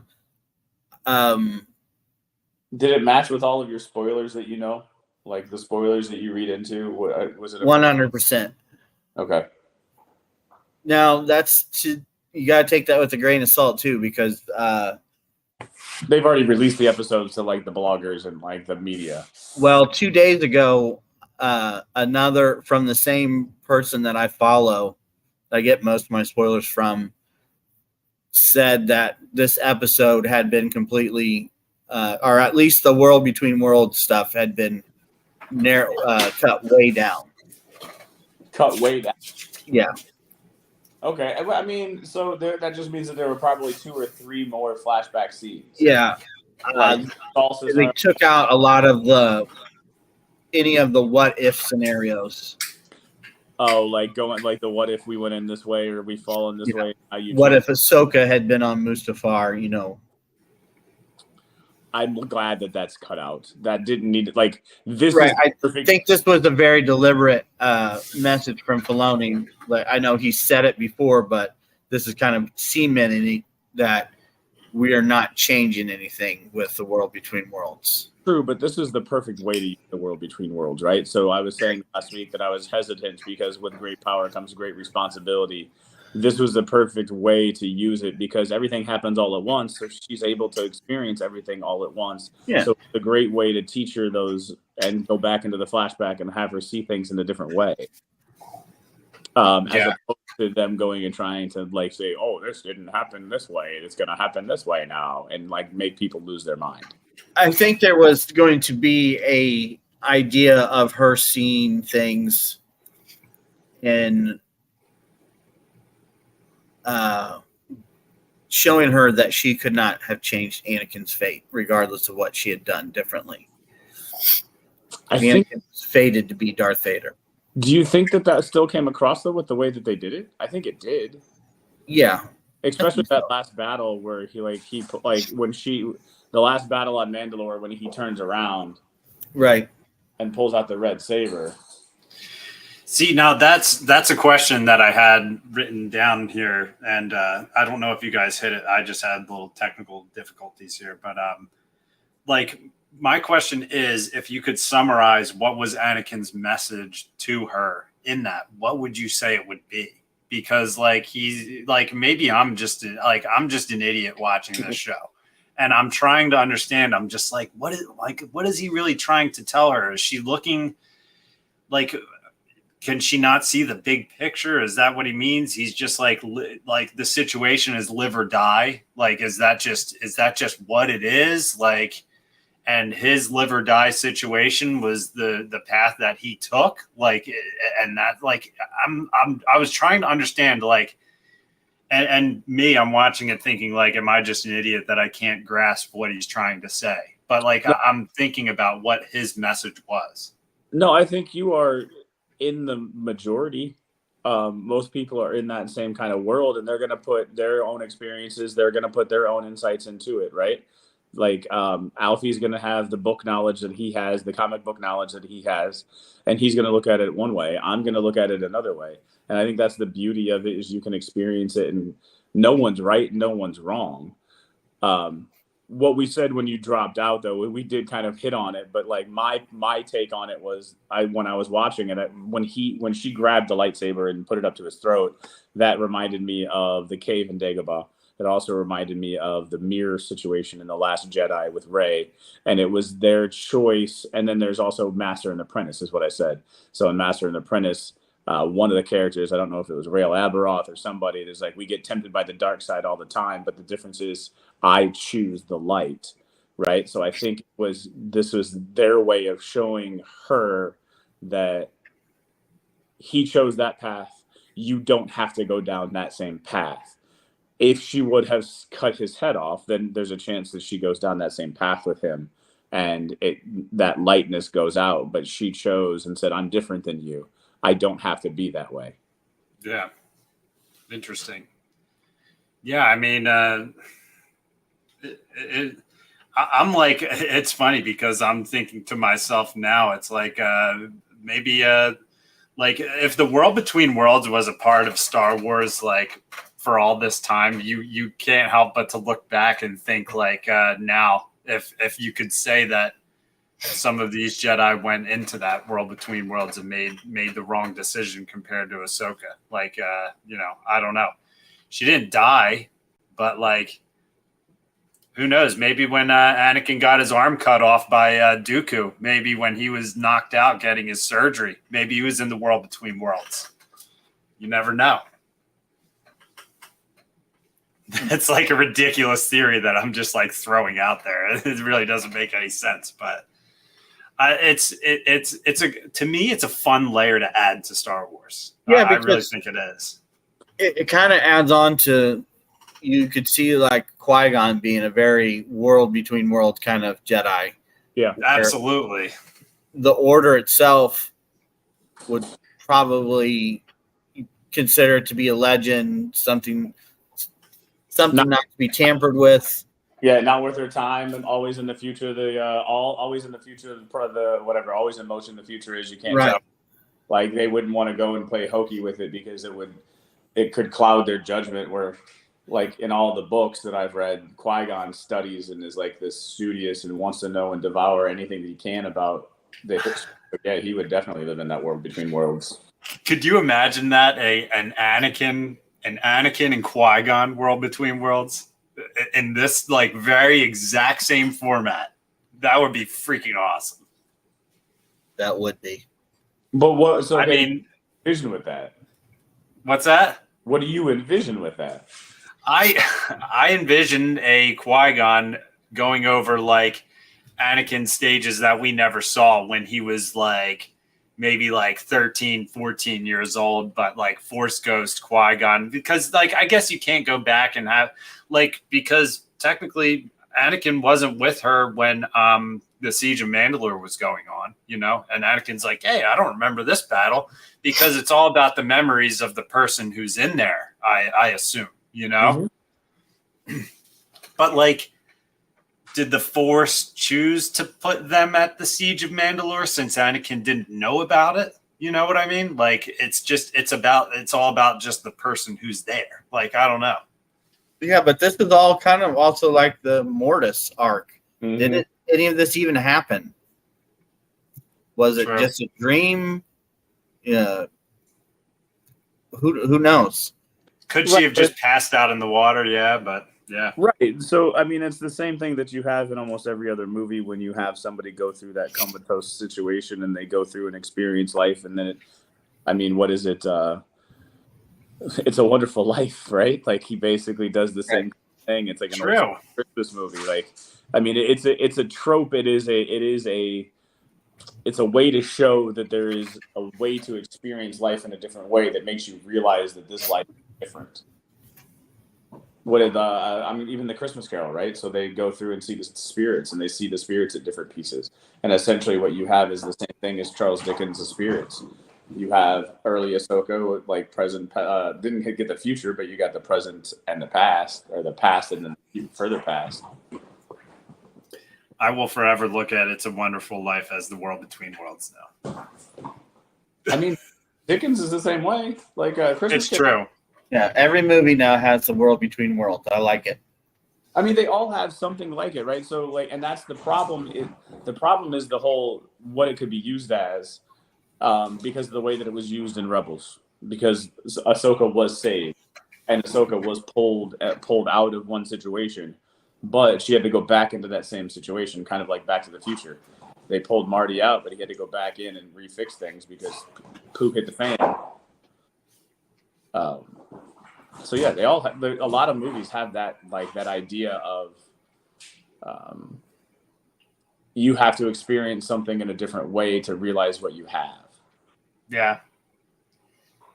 Yeah, that's definitely just like a storyline that can really like tap into like human emotions and everything. Really is just like if you could go back and experience it the way you know the world now, like how would you have taken it then, you know, with what you've learned now. Right, because I mean that's why we watch the movies so much, right? As we go through our experiences in life, the movies hit us differently. I mean, one, it brings back the 6-year-old in us, but two, they hit us differently, and we see different means and see different themes that come out, which is hard too, because when you go back and you talk about like the sequel trilogies, you're looking at it as a 40-year-old, not as that young kid. You're looking at it with all of the experiences that you have. When you go back and rewatch the prequels for the first time, the 300th time, you're looking at it as like where you sit right now in the life that you have. Like the first time I watched it, I was a college kid. Now I'm married with 2 kids and 3 dogs, and I have more of a stake of a grounded stake, so I see those characters differently. I can understand Padme's reason of giving up, right? Because she thought so hard and loved so hard, and this was something that she wanted, and it went away from her. So like I can see her giving up, even though it is hokey that she gave up and died. She lost the will to live. Not really. What's that? It's not that hokey if you think about it. No, I'm just saying, like, I still think it's kind of hokey, but like looking at it as I'm looking at it as a 43-year-old with where I'm at right now, if I were to lose someone in my family, I can almost put myself in that Padme situation. Right. In my immediate family. See, and I'm going to expand on your point because, see, I look at it completely different. It makes sense to you looking at it that way. And then when I look at it, I'm like, okay, she is having basically an emergency birth because of the Force, and she's carrying the chosen twins. So all of a sudden, she is Force sensitive at like the worst possible time to ever been Force sensitive, and that overwhelms her and kills her because of the dread and depression of the rise of the Sith. Because of what would possibly happen to her children? No, just what happened in the galaxy, like on that day.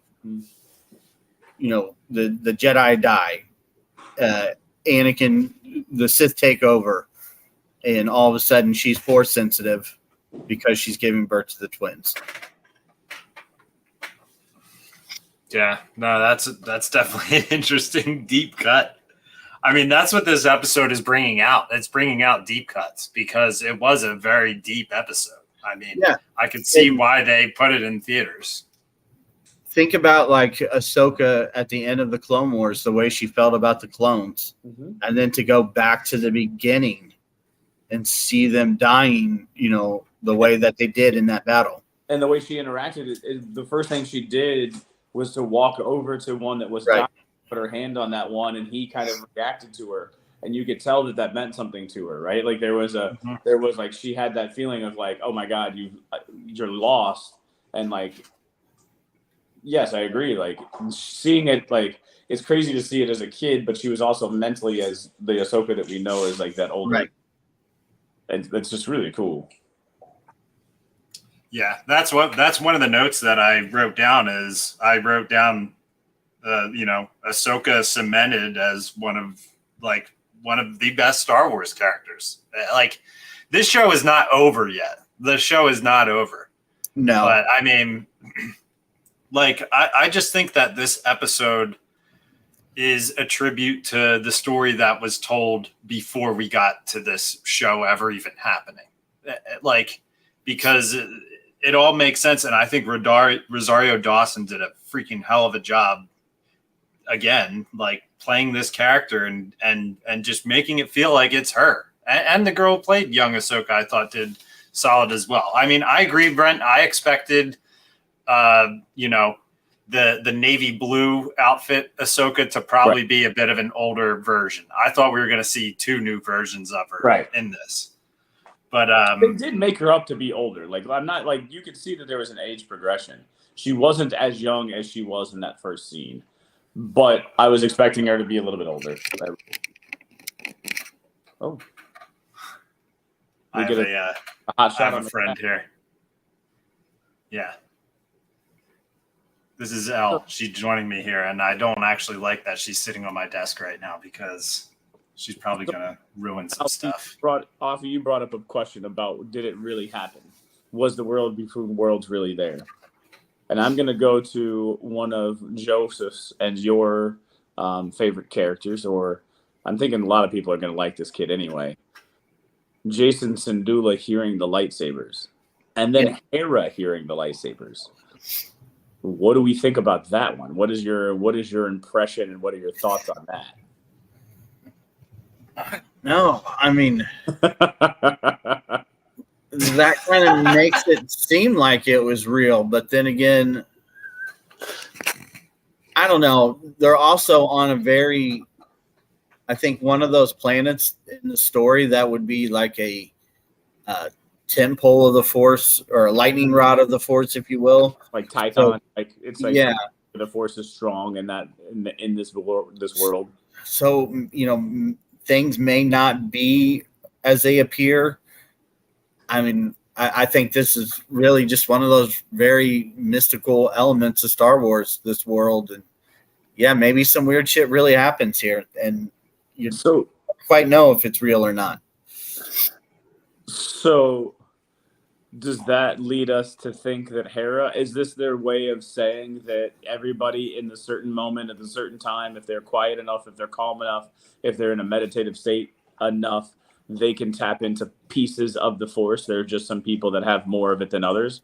Because obviously, like Huang said that Jacen has abilities, and Carson Tavis like, yep, let's go. Like that right. Versus Hera, who's at no point in our understanding has ever had any of that indication.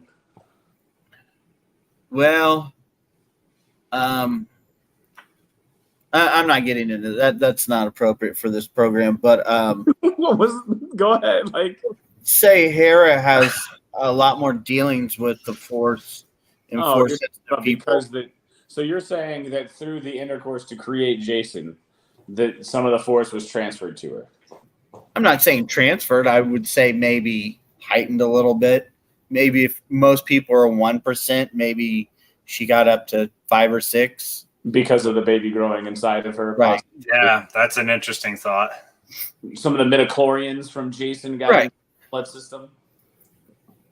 So, and then if you say you go to a place that's like a heightened like conductor of the Force, maybe that goes up to like 15 or 20%. Sure. And then if you take the time, because she wasn't able to access it until she got to that meditative state. Right. So I think that's another piece of it too, is you got to get to that meditative state, which then heightens you just a little bit more to where she could hear the clashing of sabers that Jacen was hearing. That's a good idea, but I'd rather tap into the idea, and I'd rather ride with the idea that everybody is Force sensitive to a point.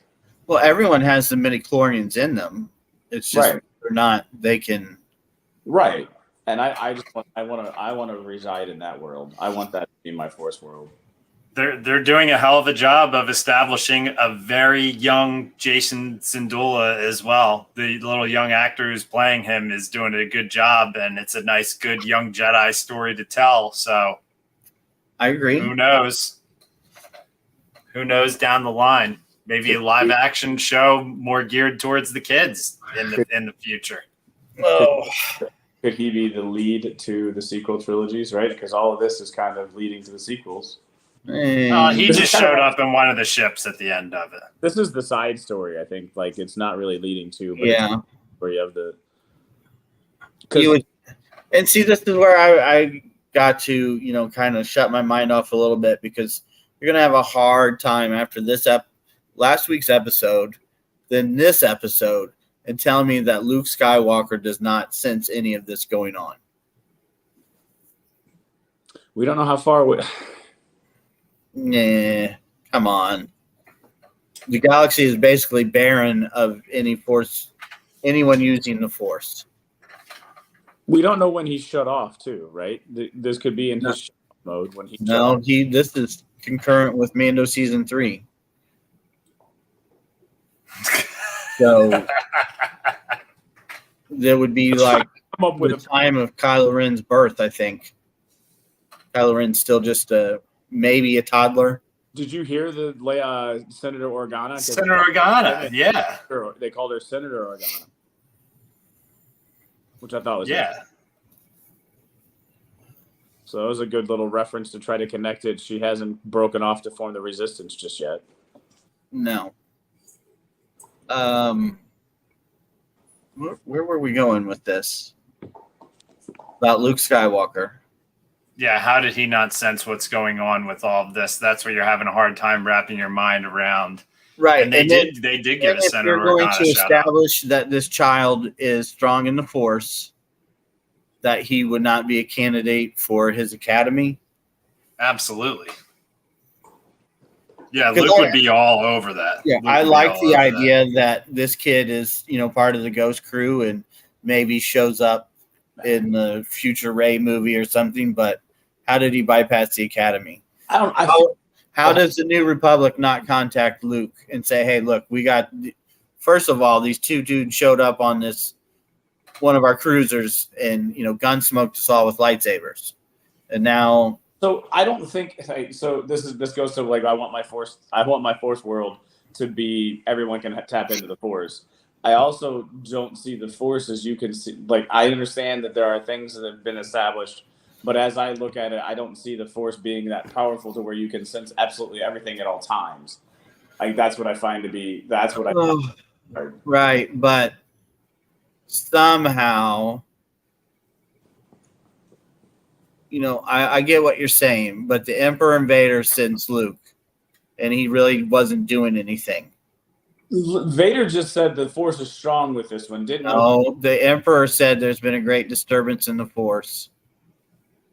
Right, the son of Skywalker should not survive or something like that. And that's right, but the first time they felt if there's absolutely nothing Force-wise going on in the universe, and all of a sudden 3 Force users fight each other at the same time, I would dare to say that it's going to make some disturbance, some echo in the Force, and it's going to be pretty loud. Right, but so Grogu had to sit on a ball, tap into the Force, make a call, and then some unknown time later. He was also an infant that had very limited Force abilities. We're talking about 3 people having knockdown, drag out Force fight. He was sitting on a beacon to send a call out, and it took time for Luke to feel it. It took time for Luke to find where he was at. To track him down. That's different. Yeah, maybe Luke doesn't sense anything at all, but I'm just saying the way the story has been established from day one, it's going to be hard for you to convince me that there's not some Force beacon going off right now saying shit's going down on this planet somewhere. You need to start looking. Yeah, and I mean, I think they can say that. I think they can find their way to say that Luke has established his relationship with Ahsoka at this point as well from Mando season 2. Like the 2 of them have a connection now at this point as well. Yeah, it seems like she probably would. That's what I'm saying. Why wouldn't anybody have reached out to the Jedi Master? But maybe Luke is just like sitting there meditating, and Leia's just like, Luke, we know what's going on. Why aren't we doing anything? And Luke's just sitting there just like, this is his journey, this is her journey, not mine. You know? Yeah, I get that too. It's Jedi Master Luke, you know? Yeah. But that doesn't fit with the Luke of the books and the expanded universe. Am I right, Alfie? No, that doesn't fit with the Luke that we've established in this universe. Luke right now is off looking for Jedi artifacts and anything having to do with the Force. Is he looking for Jedi artifacts? Because he was just sitting on that, like, so he was working with Grogu. Right. And, like, lifting up frogs and building a hut with fighter robots. We're getting there. I got a hit on this too, what Adam Parker said. I know I shared this earlier too, but the New Republic is hot garbage. They suck. It's been established over these last few live action shows that the New Republic has been involved in. They just suck. They're just idiots. That was what the book. I mean, that was the book, right? Expanded Universe said the New Republic wasn't that strong, or am I wrong? In my opinion, one of their ships should have been taken out by the Purgles. One of their ships. They should have taken losses for how they would not listen. If you're going to say that, then the ghost should be dead at this point too. From that's a hot from Lord. It's a hot take. In Legends, the garage is getting to him. I thought it was me. No, it's him. Yeah. Thanks for good radio right now. I'm trying to use the Force to bring him back in right now. And he's been smooth all night too. Oh. Probably 2 or 3 people using the Wi-Fi at the same time. All right, here's Adam again. They just keep showing up and making you hate them. They are the person at the meeting who raises 100 problems and 0 solutions. There you go. And Brent, I had to. I can't go back. My comments from earlier are gone, aren't they? Oh, never mind. They're not. My brother said he was not watching the show tonight, and I said, "Why would you not be watching the show? What are you doing?" And this was his response. Yeah, I saw that. He said. I went back and kind of scrolled through them. Is he a teacher? Yeah. Is he a trade teacher? Because he's welding and crap. Yeah. Alfie, you just need to reset. Alfie's still by the way that whole time. Yeah, I know. Alfie just reset. I do want to hear what he had to say, but that's funny that he kept going. And I'm looking at him. He's resetting right now. And then we'll wrap this up too in a couple minutes here because it's almost 11 o'clock. But yeah, my brother is teaching engineering, and he worked doing tool and die for years, and he started off as a high school math teacher. He did high school math for a couple years, went into the trades. Okay. Because it's just like I think he had a fun time trying to teach high school math and keep kids interested in it. And now he's back in and he's in an engineering program more geared to the stuff that he was doing. So I think he's enjoying it right now. He's back in. So I mean, they're ideating and making solar cookers. How can you not enjoy that, right? Yeah, they're doing some fun stuff. So, yeah, I mean, I think this was really good. I think this show is living up to the most hype of Star Wars live action shows, in my opinion. That's like my hot take, I'll say. Well, I think it has to do with one name. Anakin? No. Filoni? Yep. Yeah, that's definitely a good call. This is also his baby, and he knows how to take it and mature it. He grew her, and he understands her more than anybody else would ever. I know. Well, actually, I may understand her just as well, but like she's providing insight to Rosario. Like they're like either way, like he's in his wheelhouse right now. Yeah. Did you watch that Master and Apprentice short they randomly released? Like a little 8-minute short they released? No, I haven't watched a lot of it. Yeah, they just released a little like short on Disney Plus this week where it was just Master and Apprentice, and it was talking about how Dave Filoni is like literally like the apprentice of George Lucas. and which we've all known already. But to me, it's funny because I feel like they're trying to get that word out there. Like, I think this is like a PR move, in my opinion, because I think Filoni's going to start doing more with Star Wars. Like, they showed a bunch of behind the scenes footage of him with George Lucas in Ahsoka's first episode. And then he talked in depth about Anakin. And he said that George Lucas was just like, Filoni was like, wait, like Anakin didn't have an apprentice, and he's just like, yeah, he did.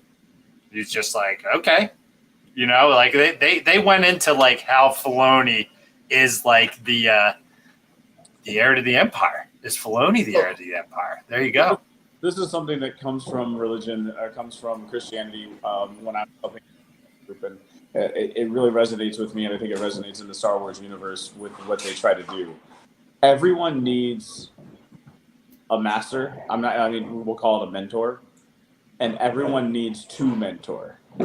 And that was kind of the philosophy. Like, so it's the idea of the rule of two in the Sith, but with the rule of two, the subordinate was going to overthrow and kill the mentor or the master, the mentor, when they got powerful enough, right? So the idea of the rule of two is you have a master, you have a mentor, and then you bring on an apprentice of your own, right? So the Jedi, they didn't do any of that killing. You just have Yoda had a master. Yoda was Dooku's master. Dooku was Qui-Gon's master. Qui-Gon was Obi-Wan's master.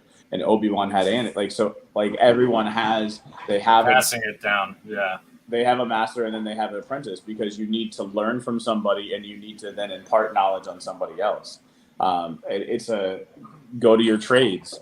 You have a master apprentice, and then you have a journeyman, and then you have your apprentice. And then if you become a journeyman, then you get an apprentice underneath you, and you then teach them what you were taught during your apprenticeship. Absolutely, yeah. So if you're going with that, so Lucas was the master and Filoni is the mentor. Was the mentor master. Filoni was the learner. The question is, in order for it to go, who is learning from Filoni, right? There needs to be that next line. There needs to be that next person that's being groomed by Filoni. Yeah. Favreau is just a movie maker, right? That's what, Favreau isn't really the Force Jedi savant. He needs to have somebody that he feels comfortable with enough to show the rings and teach to keep the storyline and the world going. Yeah. Yeah, without a doubt. That's why it's I feel like there's such a great group of directors and everything that have been doing these live action shows for Disney Plus, which some of them have been really good, and I won't say any Star Wars has been bad that we've seen. It's could you say some of it's been mediocre? Sure. I've enjoyed all of it regardless, and I've had my critiques of everything because that's just what we do on here because we have fun doing it. But I think what we're seeing here is something really good, and I hope that Disney sees it. And from what I saw at my movie theater tonight, with how many freaking people showed up, God knows how early. Mm-hmm. Were they working today? What the hell were these people doing? I did not think I needed to show up at the theater by 6:00 for an 8:00 movie. I showed up at 7, and I was over 100 people back, an hour early. It's insane. I think it was Scott Rifen when he was talking to Joe on when they did a solo podcast, is that the world keeps underestimating Star Wars. Yet another example of them underestimating how much they could sell and how many tickets they could sell. Absolutely. Would have done 3 theaters at that store. They could have done extra But here's the deal: they're putting it back in a theater. They're releasing solid they're making hard discs, right? Andor's. This is my formula, man. This is my formula. But okay, so who came back though? My formula is put some of the finales of these shows in theaters, people will freaking buy. I got that, but they're also giving out the Andor's coming out on disc that you can buy, Mandalorian's coming out on disc that you can buy. No, yeah, absolutely. But who's that coming from? It's Iger, because he knows that. But I was also looking Elemental. What was Elemental out in mid-July? Yeah, maybe. Yeah, mid-July, and it's already available on Disney Plus. Yes, but Elemental is a very odd movie, I'll say, is because it had a terrible box office opening and it wound up rallying way towards the end. And it made almost 500 million towards the end, which, like, Pixar wise, like, that's not what we're usually talking about because Pixar usually knocks it out of the park. But at the same it had a comeback. It's already in Disney Plus. Yeah, I mean, I bought it, so I bought the movie before it came out on Disney Plus. So I'm, whatever. So if you they could make so much more money if they just let it get more time to fester in your brain. Yeah, let it fester a little bit. And that was my favorite part about tonight. If there's one thing I can take away from tonight, I did not make it in. I was 5 people away from making into that freaking theater. But what I could take away is, like, you had everything in line from, like, people who were cosplaying to people just, like, regular clothes to, like, people you can tell are nerds to people who don't look like nerds. Like, that's the best part about Star Wars is it connects everybody. And, like, everyone was there to see this, and, like, 150 people didn't get an opportunity to do it. But they only released it in like 20 theaters too across the nation. I think it was only 10. I think it was only 10 theaters. And one of mine happened to be one of them. And here's what bothered me is I had to send them all of my social media statistics to get the ticket. I had to send them all of my social media accounts and how many followers I had to get the ticket for it, which is why I'm like, there's no way that, like, I guess they just gave it to everybody. Not like saying that, like, you need, not saying you should even have to be a social media person to get into a situation like that. D-Doc, the VIP didn't work out. No, I'm an everyman. I'm an everyman. That's another layer. I'm an everyman. I'll never try to pull my stats out on anybody. But, like, my thoughts is I was just like, I figured when they said on the email, this is going to be overbooked, there's going to be, some extra people. So get there early. I figured it was going to be like 10 extra people, not 150. So I knew what was going to happen. I'm late for everything. I showed up an hour early. So I did what I could. So, all right. As we're wrapping up here, Brent, what would you give that episode out of 10? Well, give me your final thoughts. Give me a ranking on that episode. What'd you think about it out of 10? I mean, anytime that you can have a Dory speaking whale, and them flying out into hyperspace is pretty good. So I like giving me. This is where I find it hard. I want to rate it to the end. This is probably the best episode so far. But I also don't have as much of the nostalgia to make it like a 10 out of 10. So I don't know. I mean, it's a B plus. B plus. Yeah. All right. I'll give it a plus. All right, I like that. See, like I'm like Catholic school grades as well because I always had VGs and Gs and stuff like that. I never had the A, Bs, and Cs when I was growing up. So, like, I like the B plus. B plus sounds great to me. If I was a B plus student, my parents would have been so proud of me. I'm telling you. Well, it's hard to do it when you have loose blue sleeve paper. Blue sleeve, exactly. I don't know. Get good grades on blue sleeves. Yeah, that's why I went from the G's to the 80s. So we were all good. It depended on what class I actually cared about. What's that? Was G below F? Like what? No, it was grade school. I think VG was the best you could get, like up to a certain point. And then I think we switched to the 100 scoring system. Okay, so DG double good. You did double good that time. Yeah, very very good. Very good was that grade. But as we're wrapping up here, I appreciate you guys if you listened to me ranting in the beginning of all of this about me not making it to the theater. It's just a bunch of nonsense and. Yeah, it feels like a century ago. I mean, it was 2 hours and 15 minutes ago, but it was fun. I mean, I'm glad I got the opportunity to go to that, and I'm glad I got the opportunity to like hang out with some random Star Wars fans by yourself. Going to those things by yourself is definitely like a pretty random experience. And it's fun to kind of experience that stuff on your own and venture out. And you realize the second you get there, you're surrounded by Star Wars fans. I was talking to people the whole time. So it was fun to be able to have the opportunity. I think they need to like reevaluate the way they do that stuff, but it's all good by me. I think they have an opportunity there. There's a big opportunity there for them. Didn't expect it to be as big as it was because they underestimate Star Wars. Yep, exactly. That's why I said to the person behind me about 5 minutes into line, I said, the manager right now is shitting themselves because they have about 200 Star Wars fans standing outside of their movie theater.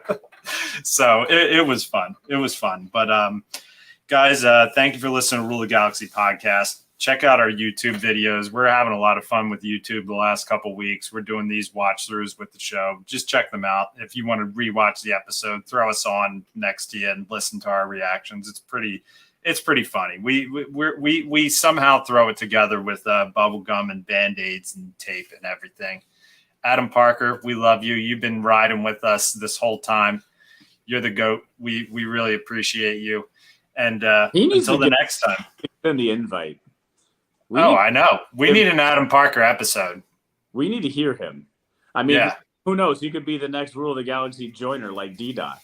I know. You never know. I mean, he's riding with us. He's riding heavy. He's riding strong. So dirty, trying to catch riding dirty. Oh, he's in. All right, we'll be in touch, Adam. I know we're in touch with you on Twitter, so we'll bring you up on the stream. Well, you could join us. You could join us for the next live stream. You're here anyway, man. You might as well join us on screen. Because that's what we're about here at Roll the Galaxy. We're about just enjoying stuff with our fans and everything. Yep. Star Wars fans. So, guys, appreciate you listening to this podcast because it's a little crazy between the YouTube and podcast, thinking about all of the audio and what you guys see visually. So, we appreciate you joining us. Until the next time, may the Force be with you.